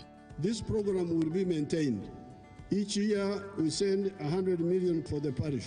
If you get the 1 million, you can buy some goats, you can buy some pigs, you can buy even young cows. Farmers are transitioning from subsistence farming to commercial agriculture, laying the groundwork for wealth creation and improved livelihoods. This project started 11 years ago after an inspiration from His Excellency. And that time I was working as a taxi driver. I was doing that Massa business in Soroti, and he was talking about how to improve household income. With the PDM, you bring back the money after 24 months, but in the 3rd year, you would get another 100 million paid back by those who got first. The president's message is a mindset changer. Becoming rich does not mean you should have a lot of land, you should have a lot of education, you just need a vision and implement and start from where you are. So therefore, this PDM is to get all of you out of poverty. That's why we said 100 million per parish per year. This message is brought to you by the Ministry of ICT and National Guidance.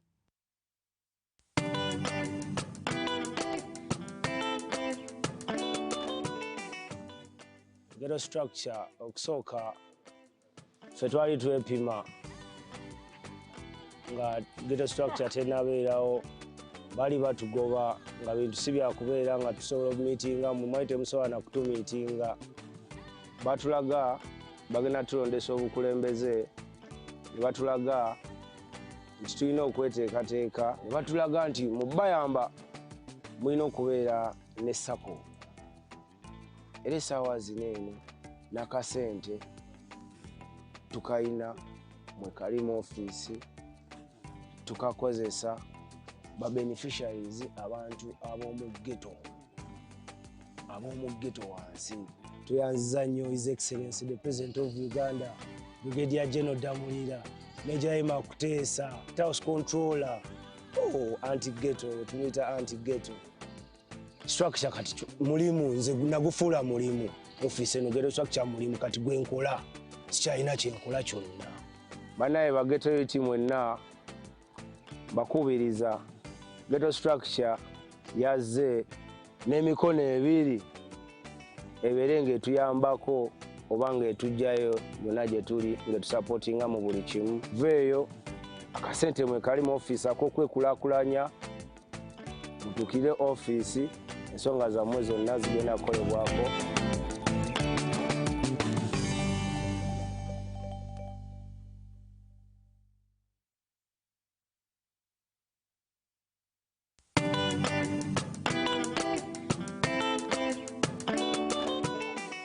Njagala okwebaza olw'enteekateeka eno gavumenti gye yatondawo ey'okulaba nga omuntu wa wansi, omuntu omuwejjero wa ghetto afiibwako. Nti nga ghettos eriyo embeera eyaliwo nga si nnungi. Okugereza ddala mu nteekateeka eno nga tennajja, abaana bangi baakwatibwanga, naye bukya enteekateeka eno ejja, bintu bingi bituukiddwako, naddala mu nteekateeka z'ebyokwerinda, security, wamu n'enkulaakulana nga tuyita mu nkola gye bayita eya ghetto structure. Ghetto structure kwe kulonda obukulembeze okuviira ddala ku ghetto esookebwako ku kyalo, ne tubeera ne ba coordinators ku muluka paka eno gye tuli. Omwaka guno yatuwa ssente obukadde 100 wano emikono twabufuna, era mu nfuna ya ssente zino twagala okwebaza Oweekitiibwa Pulezidenti. Ssente zino ziyambye nnyo abantu ba ghetto. Abantu ba ghetto nakubadde gavumenti ebadde n'emiwaatwa mingi gyeyisaamu ssente zaayo okutuuka ku bantu zibayambye, naye ssente ezo zibadde tezituuka ku bantu ba ghetto.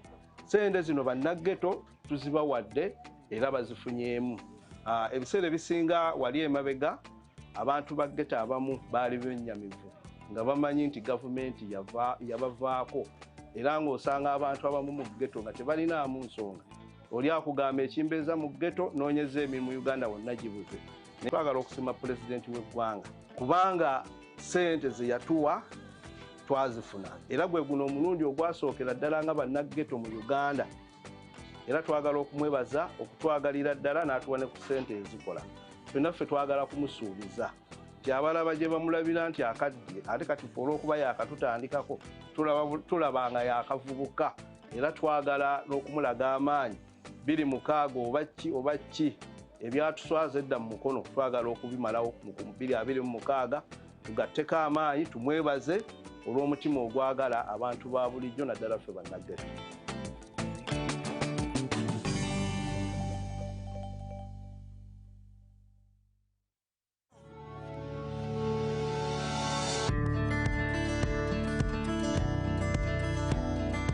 Our program of poverty eradication is a must. We want everybody to be involved.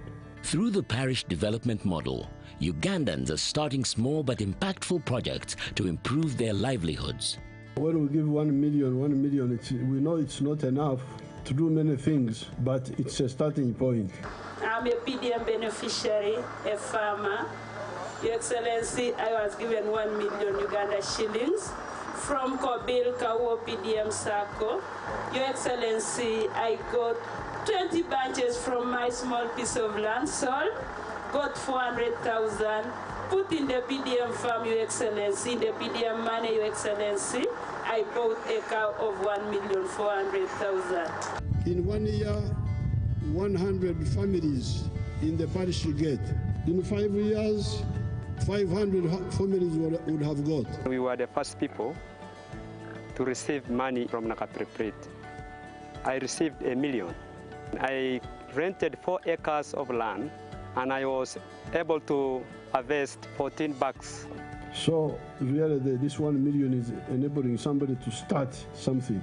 Yes, and we don't want to give too much money to one person because we have got very many people to cover.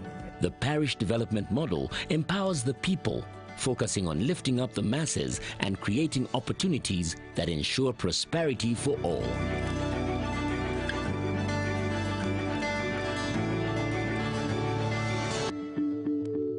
This message is brought to you by the Ministry of ICT and National Guidance.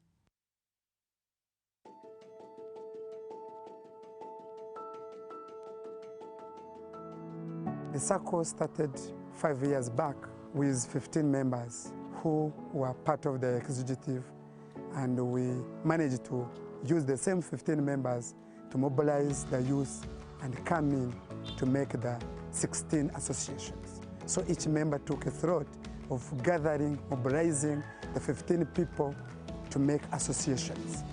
So the circle was established. We happened to have 229 members that qualified for 30 millions, which we got in 2021. We used the 30 millions from the presidential initiative to buy the 6 motorcycles, which was a small number to benefit the 229 members, but we managed to use it. The 6 border helped us to go under saving culture. We managed to group our members into 15-15 for saving culture. So the saving culture is 15 groups. They could get 12,000 per day, which 12,000 at the end of the month manages to buy 1 motorcycle. That 1 motorcycle is shared among the 15, so they vote who to take it. The 15 kept on until the 15 months. Every member had to get 1 motorcycle with saving culture. As I say, we managed to get 84 motorcycles from today's report. On daily, a rider, you move Kawempe, Nakawaru, Makinde, you Kampala Metropolitan, and at the end of the day, you have 50,000. That one, we call it average day. There is a time you make 100, that is, we call it the golden day. So most of our members came without anything to use or to support their family. So we helped them by giving them the border as one of the job opportunity the circle is offering to the community.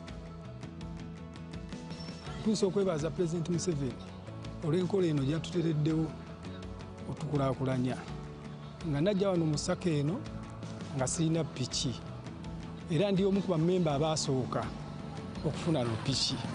Kati abavubuka abali beteesobola kugula piki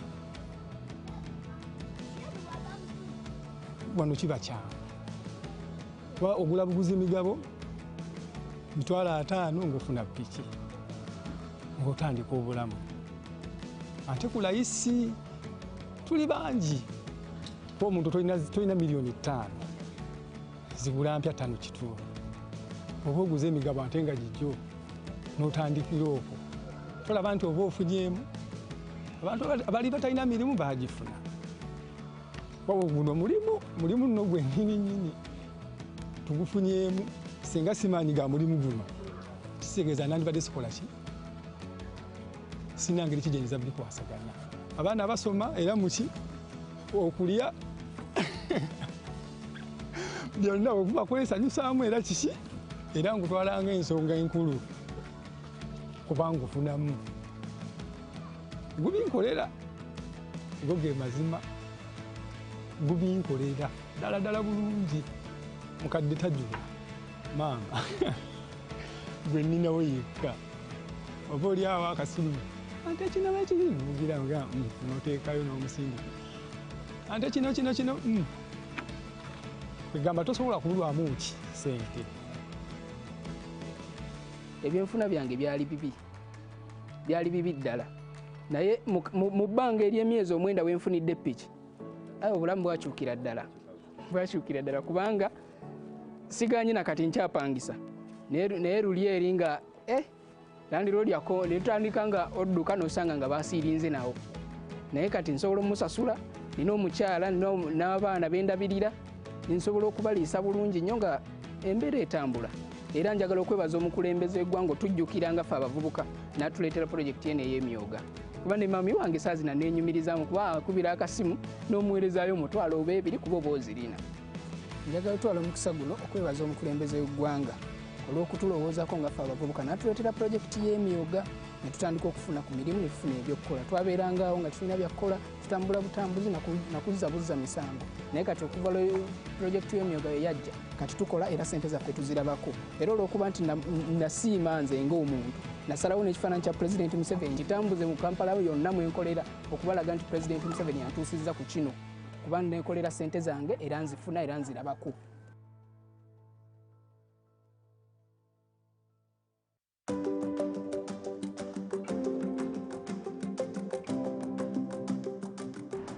I'd love to take this opportunity to thank our President, Yoweri Kaguta Turihabura Museveni, by coming up with a Myoga program. We started in 2021 as Kasumi Parish Carpenters and Myoga Circle. When we received this amount of 30 million, we had a problem, we had a challenge of machines. We used to carry our wood and we would carry it up to Waise to be worked on.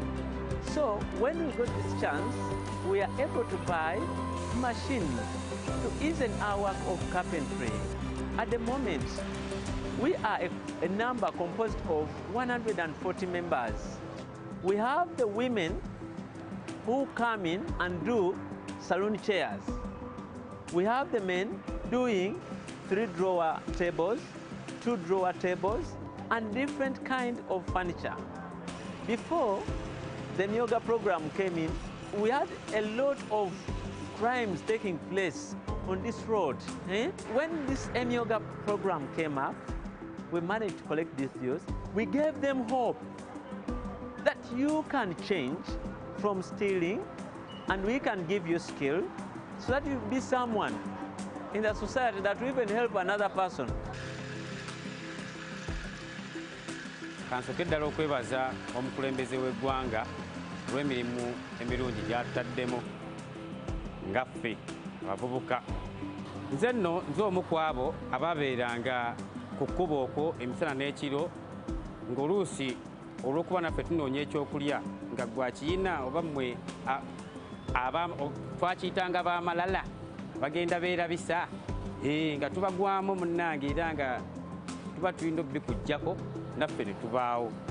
Naye munnange neebaza kyamani wange wa wano yankwatako nno wamu ne bannange twatandika okozesa mashini zino tandika okuwawula okulanda okukola dizayini emmeeza zino tuzifulumya entebe bwe ziti tulina emirimu gye tutandikirako emyangu okugeza ng'okufulumya obumotoka buno.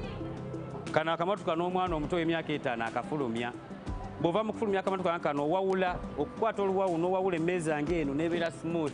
Oluvaawo nga bakutwala ku mashini eno olubaawo lukolebwa oti bwe ntyo ndi wa mukisa byonna saabisasulira. Najja wano ne baŋŋamba Pulezidenti Museveni bino ebyuma yabituwa byammwe mulina okuba nga mubikozesa. Omukisa ne ngutwala era neebaza kuba kati ne bwe mba nvudde wano ne ŋŋenda ewalala ne bwe ŋŋenda Sudan nsobola okusigala nga ndi mulimu gwe gumu ogw'obubazi ne gumbeezaawo wamu ne famire yange. Ku sevingi wange ebimu ku byentereka bwe bampa akasente kange nfulumya emmeeza yange eno bino kiri wano si kya kiyamaani waffe nedda wano tulinawo itemu zaffe kati ku ssaawa eno zonjogera wano ninawo emmeeza ezange 5 n'entebe 12 ezitambulira ku mmeeza ezo nga zange era nga zo ne baba bazituuze wali ssente baziwanze oluusi emirimu n'emirala ne gijja ne bagala twafunye omulimu bwe kuti mujje mufulumye entebe wano zino bwe zimu gakola ssente bwe kityo emyoga gino okuva bwe nagyegattako bingi byenfunye edda nze nali nga sisobola kusasula nnyumba gye mbeeramu era nja kunoonya gye ngenda okusula mu mifulejje era eyo mifulejje gye ngenda okusanga oli ajja atamidde nga ye ate alina n'essimu gy'amulisa kale ebintu ng'ebyo nze kati nnawe nsula era saawa weziwera nti zino saawa zakwebaka olwo nga nsimbula nga ngenda neebaka nawasa tadde n'abaana nno munnange sebo kulembeze weebale bageto yuti mwenna gye muli wabweru eyo temutya temwerumaluma nkata temudda mu biki temulobera mu projekiti za gavumenti kuba zino projekiti ziriwo kutuyamba ffe zaffe zirina kutuyimusa kuteeka ku ddaala ddala kwe lwonazoberamu abalala bazeegaseemu ffe nga tukola ki bweiba bwe bityo. Because of this Emyoga program, we have been able to pick such different youth, mentor them, we train them. After learning, they also go up, even start their businesses. We have people buying from us, schools, we have factories, companies. They come and give us very juicy contracts. And out of that, that's how we've managed to accumulate this amount of saving of 70 million. So I would love to thank the President of Uganda that because of the Emyoga program, we've done what they call mindset change. Those who used to think of going for prostitution, we've captured them and changed their mind.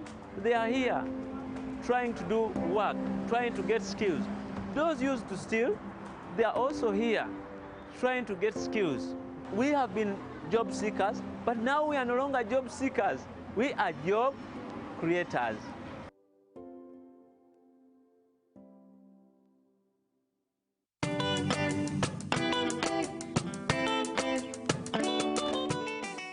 Era munayo twali tunafuna kasente wano kugana osubula ekintu nga wasobodde okukola naye nga tolina ka capital kate kamala naye kati kuba watandika tuwa kasente kati tulaba kati bino gitambulatambulako bulungi. Obulamu bwange tebwali bulungi ku byenfuna kubanga emirimu tulina ebirimu byaffe gya mu mutwe naye ng'oluusi n'olumanyi olina osubula amati omwokolamu ekyo ebintu ebyo kaneze ng'emipiira ng'egyo tusala busi z'emmotoka naye kati nga muntu akoletera polopera y'emmotoka nga tolina sente zigula matiriyo naye kati batuwa akasente n'ogula ebintu ne bibeerawo kasoma n'ajja n'omukolera ekintu n'agenda n'akusasula akasente. Obulamu bwange bwali tebwali bulungi kuba buli oba nga ebyenfuna si birungi tosobola kuba bulungi. Era ngwe nkubira abavubuka ba ghetto tibannaaye tujumbire okola kuba buli oba okola gavumenti naye ekuddukiye nekusanga wookolera nekukolera akasente. Tweyanza nnyo pulezidenti ow'ekitiibwa pulezidenti tuterawo ghetto ya Sako naffe otuddukiye n'abantu b'ewansi twongera mu ka bizinensi kaffe naffe tusobole okwekulaakulanya.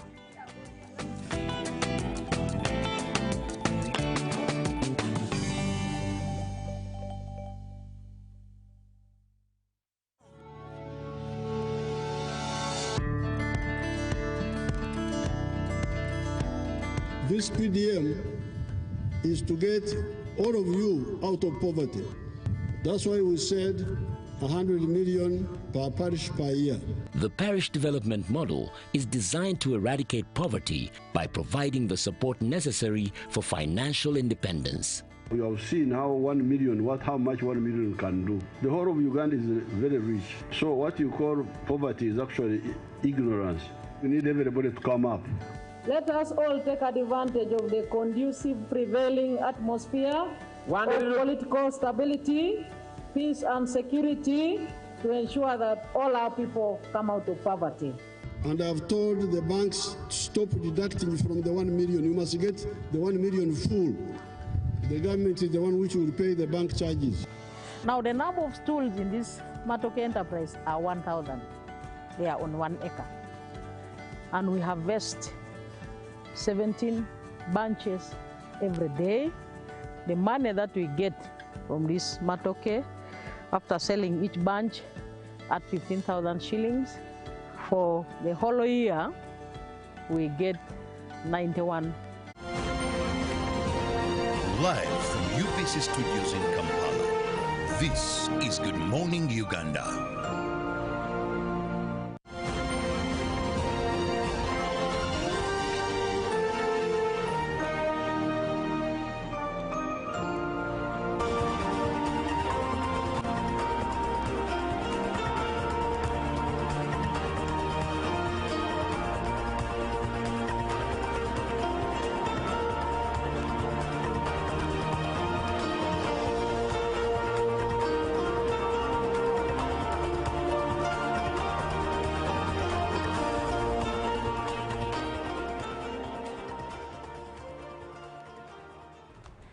Good morning, Uganda. This is UBC TV that you're watching. We do apologize for the delay in having the agenda start, and we do not take that for granted that you take your time off to watch us. So we do really apologize, but it's time for the agenda. And this morning we're focusing, of course, on the road to the 2026 general elections. And we are looking at the role of the community and the candidates. And in there, of course, involves the police. But this time around, we do not have a police officer on set. We do have one who's taking part actively in the campaigns and the general election season as we head over to the 2026 general elections. My name is Julie F. Nantaba. To be part of this conversation, 0709602592. In studio with me is Francis Adepo, who is the chairperson, National Youth League in the FDC party. Good morning. Yeah, good morning to you, and a very good morning to all the viewers out there. Right. Yeah, once again, my name is Francis Adepo, and I'm the national chairperson of the FDC Youth League, elected. Not appointed, but democratically elected in a very credible process. And I'm as well the flag bearer of the Forum for Democratic Change for the parliamentary seat in the constituency of Bugabula North in the Kamuli district. All right, let's get straight into it.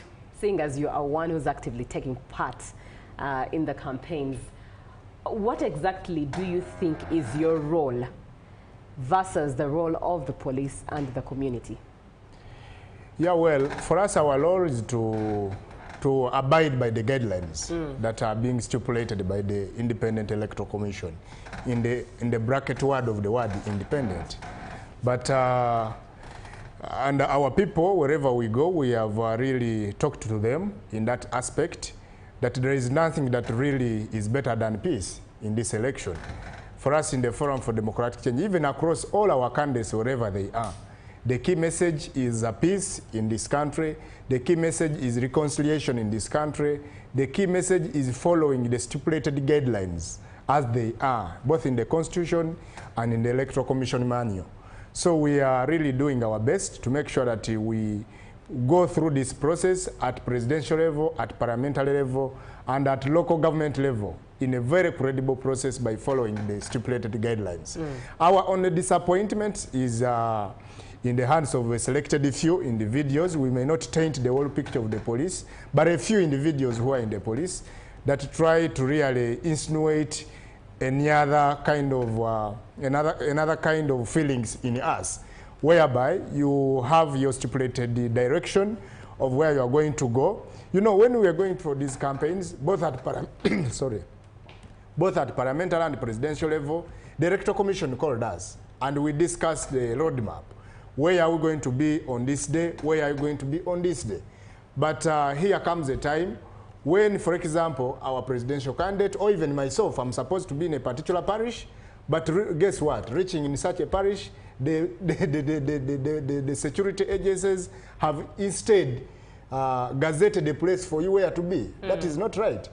Like I was here recently when we were going to a district of Uganda, you saw tear gas that really happened in our presidential trail. When we were going in the district of Western Uganda, in Kagadi, our presidential candidate couldn't pass, the road was blocked, and even other presidential candidates, like you are seeing. It turns out to be like a war. Yet the guidelines are very clear that a candidate, when he's supposed to go in such and such a district, there should not be any interference. It should be a clear path. Whether which kind of that district, it should be the norm. That a presidential candidate or anyone campaigning should reach in a place that is guaranteed to be. So the security, the police is taking over from the Electoral Commission.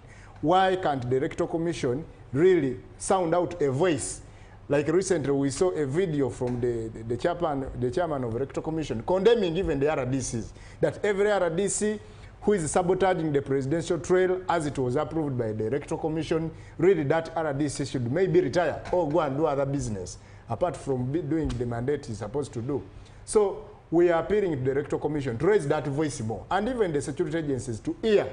Let them try to hear for the first time, and at least make this guideline as stipulated by the Constitution, as stipulated by the Electoral Commission guidelines, so that we have a smooth and harmonious campaign process. All right. Now let's look at the role that especially your docket in the FDC is playing. You being the chairperson of the National Youth League, what role is the FDC playing in ensuring that the youth, who are the biggest number in the country and who are expected to be very active in this election season, how are you controlling them and organizing them to make sure that they follow suit in regards to maintaining law and order whilst campaigns take shape? I think the best word to use is like trying to manage, but not really control. Controlling might be a very big word. Okay. Because I'm telling you, the biggest percentage of this country, which is 70% of our population, is the younger people, and these younger people have faced a lot of challenges. I think they are the most affected in this regime. When you look at that population, the 400,000 graduates who graduate every year, the statistics tell you that 75%, 72% of those graduates don't have jobs. Where are they? It means that they're on the streets of Kampala, they're in the streets of Jinja, they're in the streets of Mbarara, they're in the streets of Kabale, jobless, and really they are looking at the government as one of the key entities that have failed them to be employed. This biggest population you are looking at, most of them have produced at a very tender age.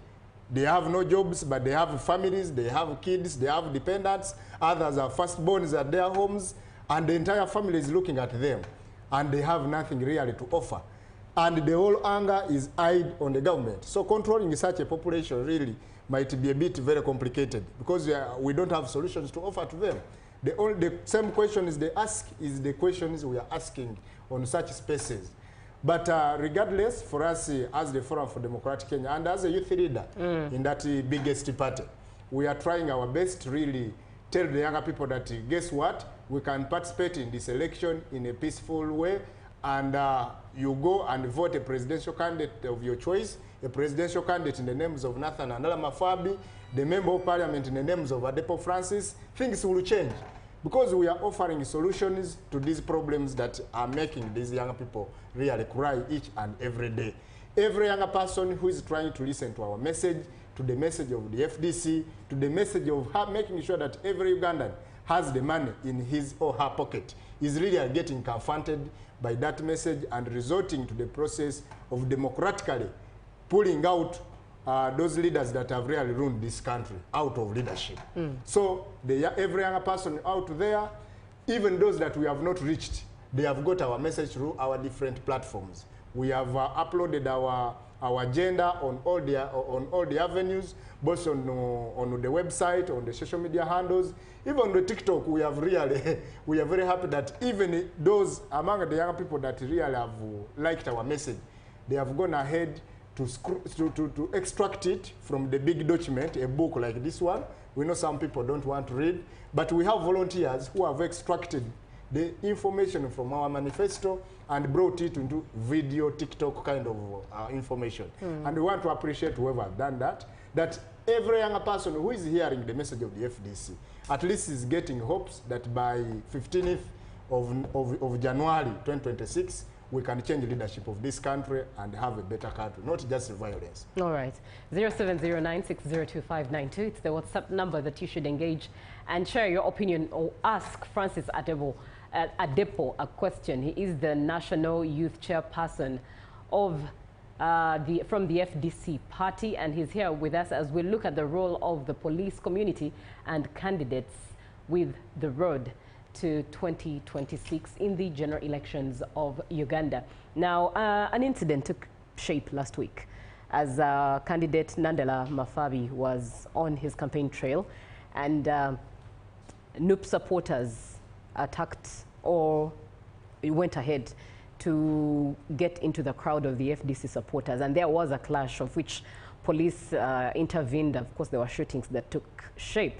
Now, with some of the comments that the FDC presidential flag bearer shared as feedback as to what had happened, he indeed warned the NUP supporters against what they did, and he was very tough in his warning. Do you think the message that he shared would bring unity in the midst of youth, no matter the party of Uganda, or it would actually cause division within the midst of the youth? No, first of all, I remember during the nomination day of our presidential candidate, I was on this same camera. And I told you that the candidate in the names of Nathan Nandela Mafabi is going to surprise this country. We have, when we started the process, others really called it like maybe it is not going to be as it is now.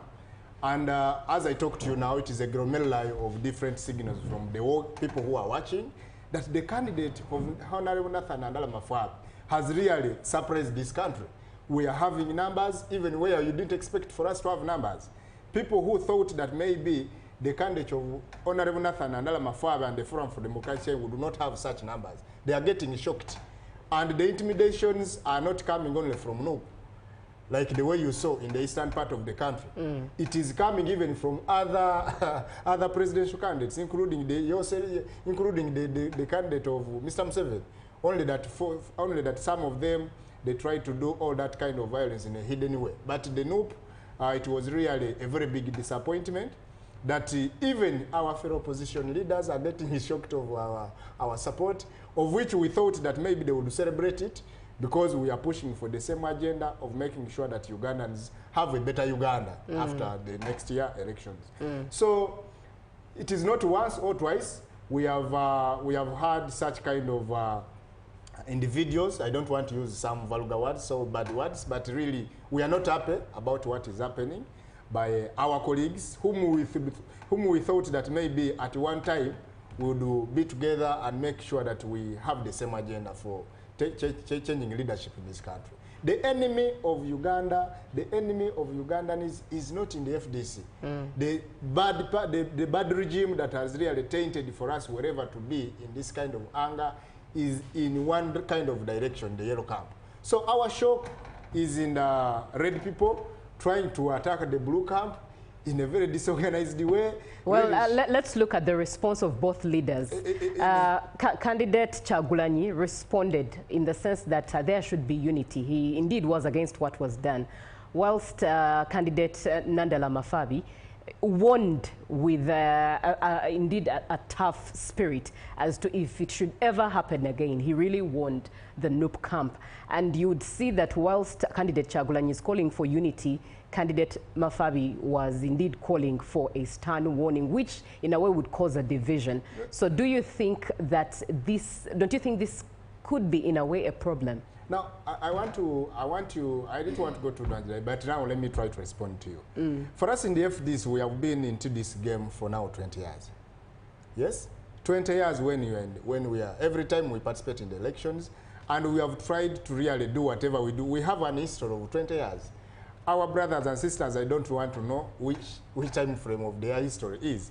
But for us, we are guided by the history. We are guided by the experiences we have gone through amidst this journey. So the words of my presidential flag bearer were very clear, that it is not that we can't do violence. They know very well, as far as the FDC, when it comes to defiance, we can do the best defiance ever on this continent. The presidential candidate was very clear and gave us very smooth advice that guess what? This is a presidential trail, this is a campaign season. Let every person really pull out his document, which we are calling a manifesto. You can't go to a campaign without a clear message, without a message that you are going to speak to people and attract them towards you. For us, we are speaking content. For us, we are speaking the agenda that every Ugandan wants to hear. We are talking about money. We are talking about fixing the economy in the business sectors. When you come here in Kampala, business people are demonstrating each and every day. And for us, we are saying we can fix the business sector and every business person really accumulate money within their business. When Honorable Nandalama Farm comes to Kampala in Chikuo here, do you guess all business people won't come there? We are talking about schools, that we want to fix the schools so that really we have a credible education. Right. And that's why you are going to see all the graduates come. We are talking about giving 1 million to every graduate. Every graduate is yearning to even postpone their graduation until the next government of Nandalama Farm. So the information and the advice we have given to our brothers who are feeling envious about our crowds that are coming, organic crowds, we are telling them that no, only speak about the content. Right. Don't look at the biased part of it, that no, only concentrate on the content. People are going to come on our side. All right, thank you very much. Very interesting at that, but thank you so much for that. Now, time is indeed our enemy, but that is Francis Adepo for you. He is the chairperson of the National Youth League in the FDC party, and I definitely look forward to having you next time for a longer period to enjoy this conversation. But we'll close it with a comment from Odaro Vincent, who says, "Good morning, Uganda." This is Odaro Vincent from Tororo. "I urge the candidates, supporters, and all the electorates not to take these campaigns as do or die, because life must continue after elections. We should desist from violence." This is Good Morning Uganda, and it's the weekly rugby talk today. So Ruben is coming through with Makoma to have that conversation with you. Good morning.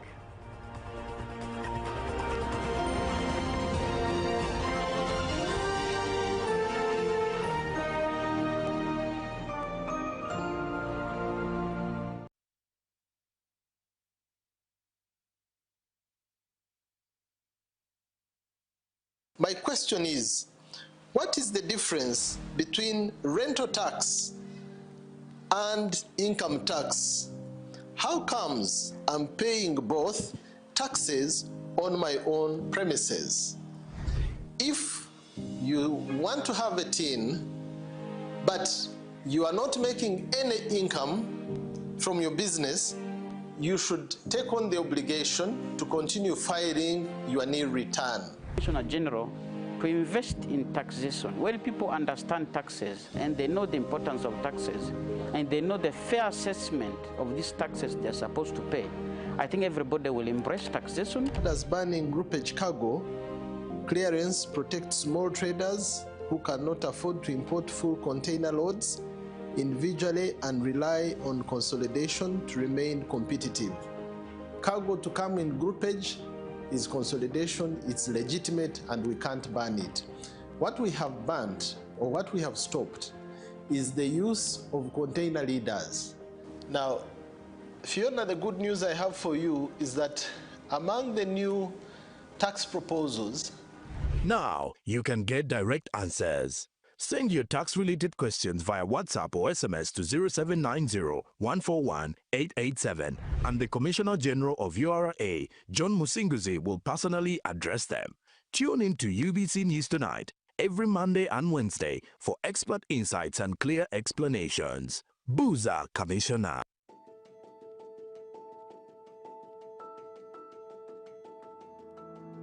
The circle started 5 years back with 15 members who were part of the executive, and we managed to use the same 15 members to mobilize the youth and come in to make the 16 associations. So each member took a thought of gathering, mobilizing the 15 people to make associations. So the circle was established. We happened to have 229 members that qualified for 30 millions, which we got in 2021. We used the 30 millions from the presidential initiative to buy the 6 motorcycles, which was a small number to benefit the 229 members, but we managed to use it.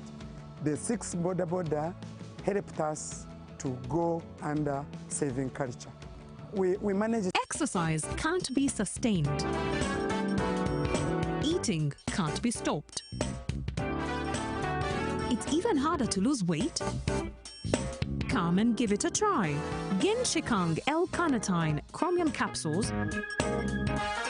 Plant extract, scientific ratio. Take 3 capsules each time. The active ingredient accelerates fat burning.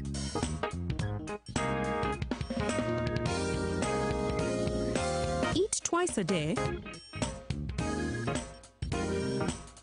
Don't take a detour. Weight loss starts now.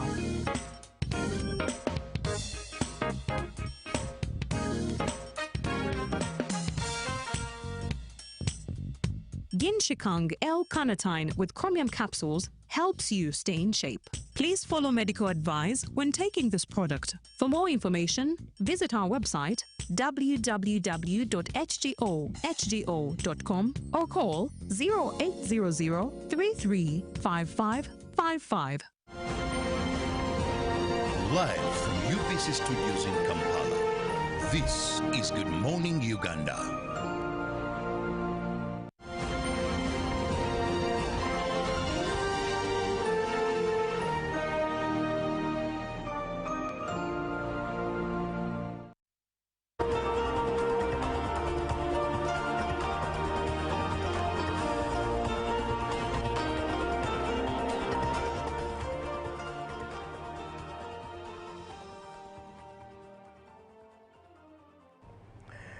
Good morning. It's actually the weekly rugby bench that comes your way every Thursday, 8:30 to 9. We come here and take you through matters rugby.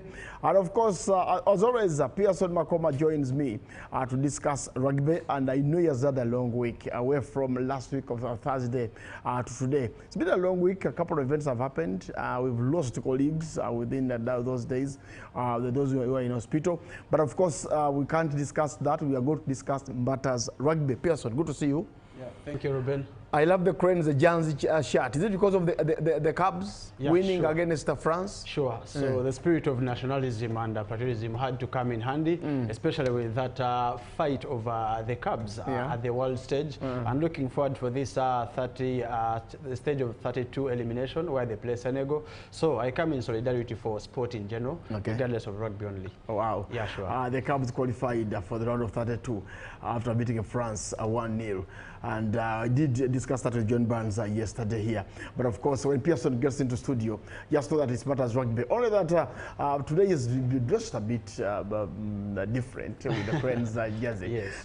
But I love the Janzi, the Janzi brand. It's That's really something. good. Yeah. And I want to thank people in Mengo for coming up with that. But anyway, let's look at, let's start with what is happening, the news around rugby. Yes. What can you share with us?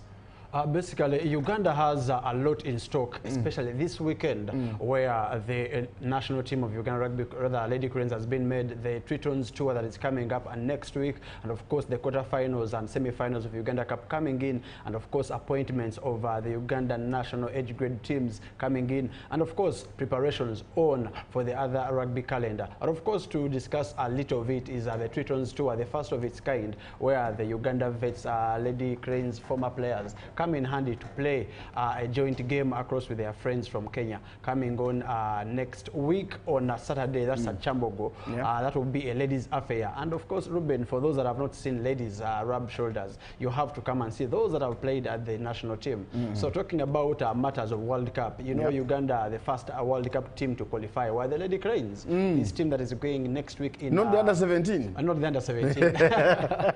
Yeah, so the Uganda Rugby Lady Cranes, the team that made it to the World Cup in 2009, that was in Dubai. And of course, Uganda returns to Dubai with the under-20s, of course, in December for the schools festival. So this time round, we're having another touch of it with the Friends of Tritons tour coming in all the way from UK in England, coming to Uganda. And they will be playing a game next Saturday or next week. And they'll be jetting into the country on Wednesday next week. And of course, that will be a tour that leads the ladies to shed off that fatigue they had over the years to try try and see what they have in stock for those that have seen them somewhere officiating. And of course, coming in, who doesn't want to see Sauda play? Who doesn't want to see Dorothy Nekesa play again? Who doesn't want to see the Beatrice teams who have played for the national team, Helen Butemi, and the rest who want to bring back to the old times, recording the times they had on pitch to test them with their friends from Britain.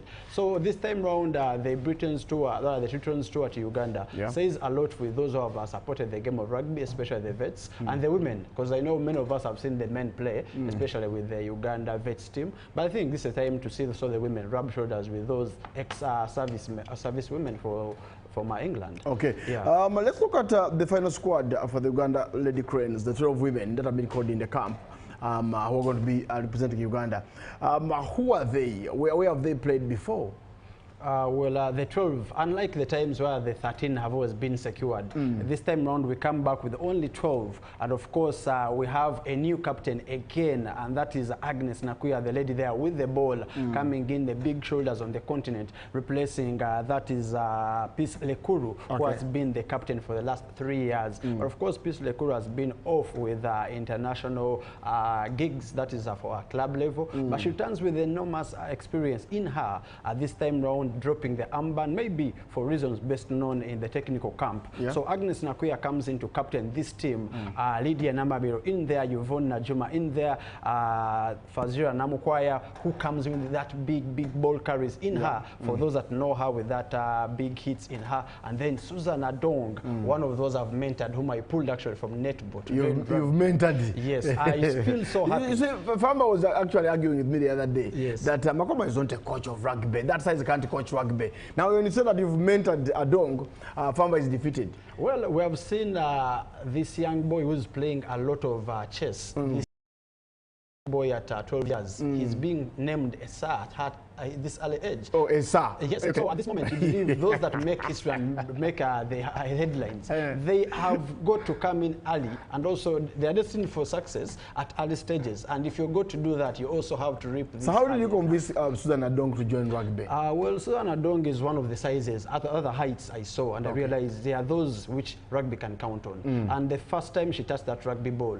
she was lazy, of course, but of course the moment she turned up the first, the second, and the third training session, I realized she's one player I can count on. So still on that Lady Rugby Cranes team that you're seeing in there, their tactician, that is Coach Charles Onen, in there, named the 12-man squad that will be traveling actually today. 12 women's squad. Yes. that is used to men rugby. Yes, rugby.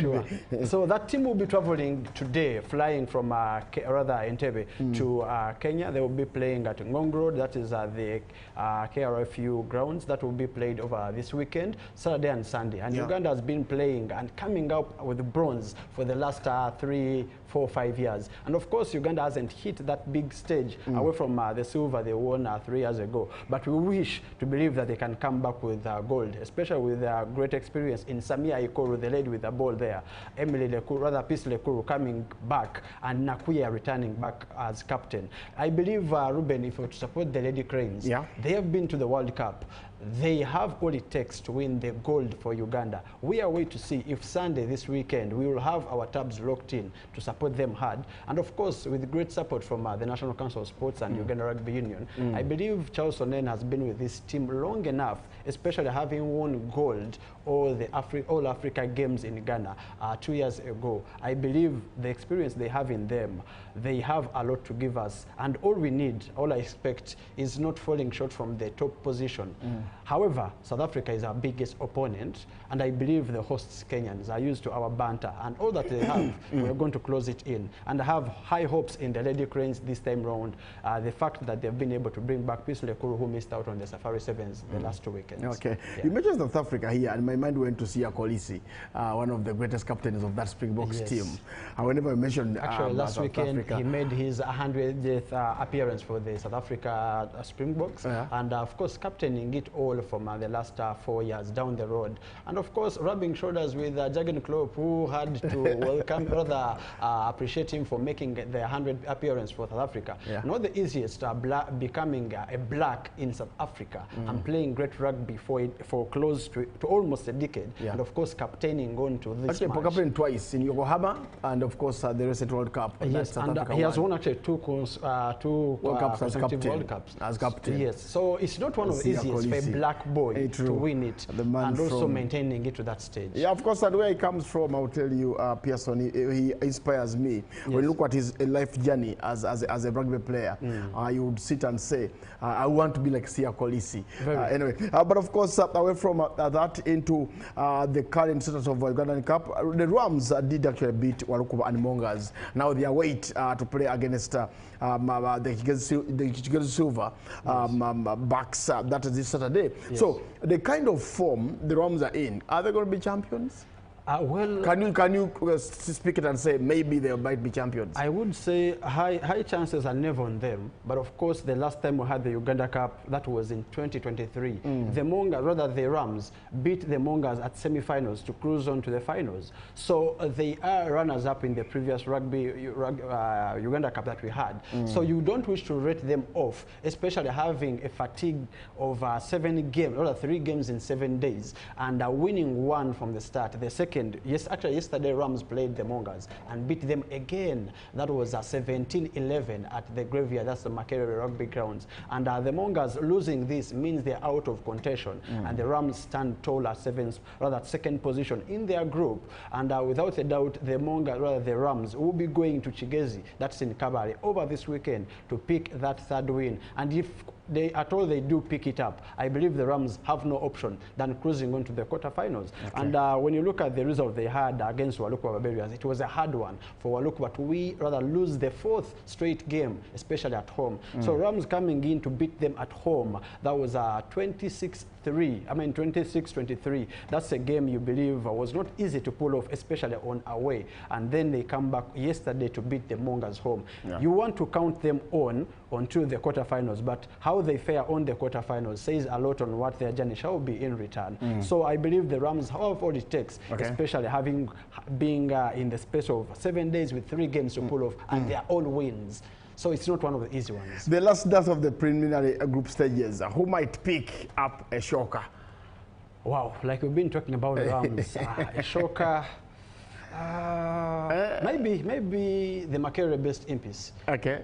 If they're able to beat or sail through the game they have against the Kitgum Lions this time round, I believe they will be my shocker for this time round, especially when they are at number 3 in that table. Remember, the Hippos, rather the Victoria Sharks, lost to them, and of course Victoria Sharks lost to Heathens, and they only had 1 walkover, and the only score they've had on the score chart is only beating the Kitgum Lions. Okay. So now that the favor is at Impis, having won 2 games, they only have to capitalize on beating the Kitgum Lions, which is not the easiest for them to go through. But I believe making that journey to the north will be one discussion on the dice. Can they overturn this, or will it be fate against them? Okay. If it is fate in their favor, I believe the Impis will be my shocker to make it out of the group stage and triumph on to the quarterfinals. Look at the groups here. Group A, actually, on the summit is Pirates, 14 points from 3 games. Then the Mongas, who lost Digasi, the legend there. Actually, Rams now stand at 2nd position, having beaten Mongas yesterday in Group A. Okay. Now, Walukuba Barbarians don't seem to have discovered their form this time round.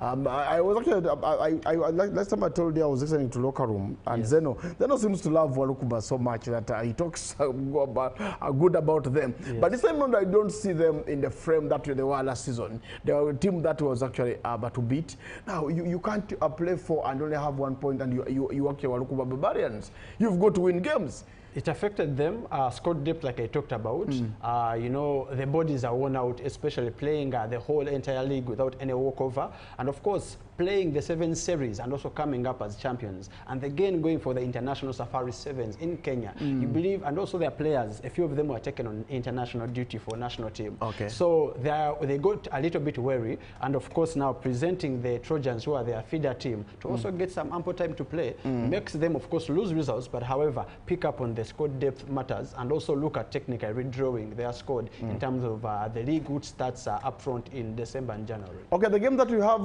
this weekend, if we get them on the screen there, we're going to have games that will take place in rugby, and I know that your teams will be in action in Chitugum. There will be Chitugum Lions against the Impis at 4 p.m. Then at Chambogo, Chambogo will take on the KCB Cobs, that will be at 4 as well. Then Kakira, the Kakira Simbas will take on Fort Porto Tyrants, that will be at 4 as well. In Guru City Falcons will play against Mali Elephants at 4. Then of course in Tebe, there will be Mongas against the Pirates. Good game there. I know you'll be in Tebe to watch that big one. Actually, I will also be in Kabale watch the Silverbacks again play with the Rams. Okay, for me I can't miss the Mongas against the Pirates. I'll tell you about well, we are waiting to see what the Pirates have. And then the Silverbacks will take on the Rams in Kabale, and that will be at 4 p.m. Now, away from that into the quarterfinal kicking off without a break on 21st, and that will be a Friday and 23rd and Saturday, Sunday. So does it mean the players will not rest?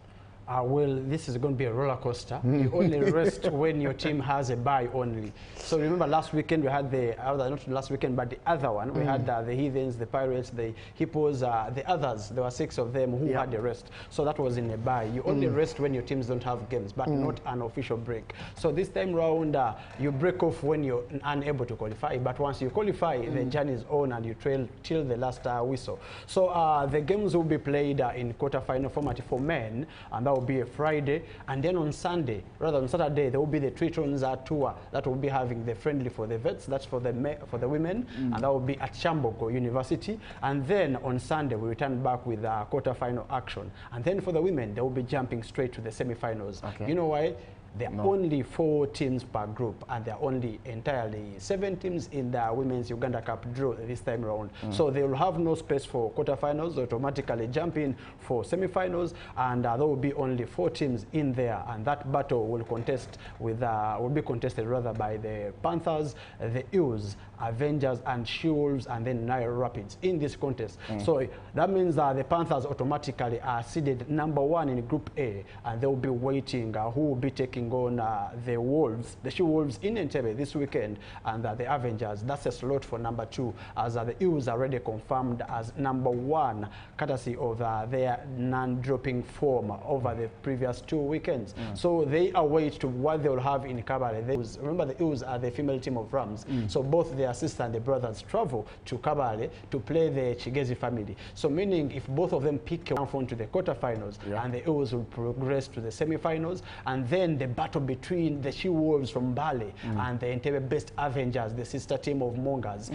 They have this only do-or-die game to win. If they lose it, they'll be out of the contest. And remember, the Eels, the Avengers, are last Uganda Cup 2023 segment runners-up, having lost to Nile Rapids. Remember, Nile Rapids made it the first time to Uganda Cup, and it was the first time they won it, courtesy of that boot of Tina Akelo, who is on exam break because she was supposed to be part of the national team. But of course, she's been sidelined because of academic commitments. And, you know, at times also when the Nile Rapids lost out to Panthers, it was courtesy of Herb Zensha. She was on national team duty in Kenya. So they believe the Nile Rapids, also at second position in Group B, rather in Group A, will be again able to stand up and wait for who stands up as #1. That will be automatically used to play in the semifinals. Okay. And then for the men, the quarterfinal is also still open for those who have not made the cut for the best 2. Okay. Away from that, Pearson, let's talk matters international representation. Yes. I understand that our referees have actually been called up for international tournaments. Yes. And I know that you have the info regarding that. Who are those who have been called up for that, for duty? Well, it's a special one. You know, Ruben, when I was looking at, that's Regina Runyolo there in the grey suit, who stands tall on the African continent. And of course, what do you mean tall? I see how the short woman. When you say standing tall, standing my tall. My brother told me I don't understand. Standing tall, I mean, of course, standing straight and firm with all the positive representation she has done for Uganda. Remember, she's also a former Lady Cranes player and also one of those. Who won nothing. Of course, the CV is big to the extent that what you're talking about might be trophy related. I'm looking at the great CV in her. She's a founder of rugby in Entebbe, not Entebbe as a family, but of course for the Swans Rugby and Sports Club. And also a lady who champions causes like cancer in rugby. And of course, those things that she has brought up also make her one of those that stand straight, stand firm, and stand tall, like I was saying, to championing Ugandan sport. And in this way, she's been one of those who are among the top 50 African sports ladies in administration. So Regina Runyolo there at the ticket of Uganda Olympics Committee, she is on a scholarship right now in Switzerland, like you can see in there. But of course in Lausanne, that's where she was chosen among the top 50 women in sport in Africa, not only in Uganda. How do you see that? So if we talk about the top 50 women in Africa, Uganda has 3 in there, and of course Regina Runyolo among those 3. And of course away from Regina Runyolo, we had last weekend's Zambezi Sevens in Harare, that's in Zimbabwe, where Nora Nabasidi there had to rub shoulders with the international referees, and of course representing Uganda. And like I was telling you, you know, in Ugandan football, we last had the only referee to go for international call-ups, and this time round we have AFCON, and Uganda doesn't have even a flagsman and maybe a side pitch assistant. In rugby, we have Nora Nabasidi there in her orange colors representing, and of course it's one way of building capacity, entrusting our referees with confidence, and also looking at international stages where they can perform. So looking at AFCON, where we've been unable to raise even an assistant referee. In rugby, we have those that have been appointed, and for matters international assignments, Nora Nabasidi representing Uganda in there, and those that have been able to see Uganda, we know Sauda has been there, that is Wutimba Ronald being able to represent Umar Barikand as well, and the internationals who've been there before. So this time round, you have Nora Nabasidi representing last weekend, and this weekend again at Rugby Africa, you have the match commissioner who will be taking on the continent assignment as the match commissioner for the tournament. That is Joanita Ware Semfuka, who will be representing Uganda, and that is her in there. Remember, Ware Joanita Semfuka is the former Lady Cranes captain who stands there on the right hand. That is Alex Mubiru, the current vets or the Uganda veterans captain, who also is the former Rugby Cranes captain. So Joanita Wari Semfuka there in her early playing days for Thunderbirds. Remember, she doubles also the chairperson for Thunderbirds, and also right now taking on international duty over this weekend. So celebrating Uganda at this milestone is one of those things you can't fail to talk about, especially when you talk about women empowerment in sport. So Regina Runyolo there in Lausanne, and she calls upon support for anyone that is willing to support her in her journey in her Masters of Sports Administration, that is in Lausanne, Switzerland. Anyone, government or Ruben, anyone can throw in a coin to support her in bringing all the brains from Lausanne to Uganda. Okay, unless otherwise, that has been the Rugby Weekly Bench, that Pearson comes with a lot of knowledge to discuss matters rugby. And I love it when you mention, when you actually talk about our very own going to represent Uganda internationally. That's really very good. But of course, before I go, who is your favorite rugby player? Africa. Africa, currently or before? No, you can tell me that, okay, but overall. Overall, I would wish, of course, that has to come through the... Not locally, but international Africa. Africa, of course, I would look at Brian Habana, the former Springboks winger, who is one of those that has made big tests and also played professionally out of the continent. And of course, the evergreen Sia Kolisi. I've not played in his positions, but I believe taking on that mantle is not one of the easiest, especially when you're black in such a country that that is dominant with I foreign did play a faces. documentary here a couple of years ago about Sia Kolisi. Remember my colleague here, John Barnes. I did, for me, the biggest sporting icons in Africa, I look at rugby, I look at Sia Kolisi. Then football, I look at Abedi Pele, one of the greatest players I've seen in my time. Then Uganda? Uganda, it must be, for me, it goes to the red side of Wankurukuku, where I pick players from. George Tosemogere might be somewhere in my best players that have played in Uganda, and Hassan Figombiru. So that means that is injustice to the Rengonians who mentored you in the sport, and of course looking forward to how you represent them. No, I'll be very sorry, but I have got to speak my opinion. Well, actually, when it comes to locally, one of your OBs, that is the evergreen Edmond Tumusime, stands tall in that journey because he's also an African champion who managed to play for Cobs, won everything, and of course coached the growing side of the Eagles, and also one of the great players for Namilyango to ever have, and of course the best flyer. I don't know about the greatest player for the college to ever have. Yes. It depends on the years you've been at the college there, sure. and how much you fought rugby at Namilyango. Yes. One will tell you, that one will come here and say, he was there, let's say 30 years ago. He won't to mention to Musime. He will not. He will simply mention somebody else. Yes. So it depends on the years you are at the college to pick out the best player that played for the national team, for the school team, and of course other teams. Anyway, any parting shots, Pearson? My parting shots is, of course, I'm standing in to ensure that we support the Lady Cranes. We'll rally behind them. And of course, rallying behind them means put on that black, yellow, red color. Put on that replica. Put on that armband. Put on that wristband. Put on anything that shows Uganda in solidarity over the soccer cranes and also the rugby cranes and anything that is called Uganda on that front. So come in, support Ugandan sport, and of course, I believe Charles Onen, you're going to bring us a lot of smiles and also gold this time around. But the boys in Qatar, the Cubs, doing a good job. They play Senegal at the round of 32. 32 years. 30 years against Senegal. And if they beat Senegal, that means that they would have achieved more than or beyond our expectations. I believe they need to go to the Hall of Fame because when you walk at in the parliament corridors in there, the legislation space there, you understand we have there the team that qualified for the AFCON.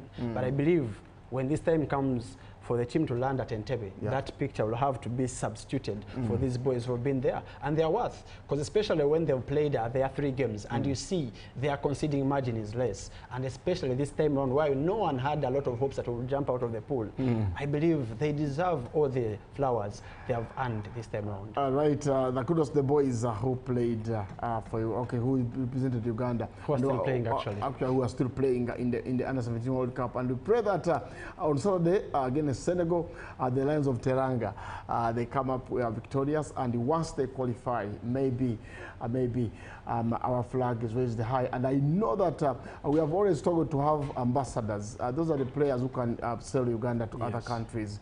And I'm pretty sure that the government and Ministry of Tourism is watching those boys. And once they achieve, we should use them as ambassadors. But of course, we've got to go and join us next Thursday as we discuss matters rugby.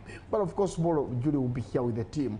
They have a lot to discuss. There will be the High People Awards are on this weekend. Yes. And I know that you know these awards, and you've been part and parcel of the awards. Them, but from inception, someone sounded that they were political. So I don't know about political, but Julie will tell us tomorrow if they are political or not. But we shall host the CEO here to discuss matters High People Awards, and of course, so many other guests that will be coming through. And I will also get here to tell you about who is playing who in the World Cup qualifiers, because this is the last international break where we shall know which team has qualified for the World Cup and which team has not qualified. But Uganda is out of the equation. They will not qualify for the World Cup. But of course, this year in December, the AFCON will be in Morocco, and Uganda will be playing AFCON. And I'm pretty sure that the boys are ready. And of course, as UBC, we shall be having the games live. Good morning.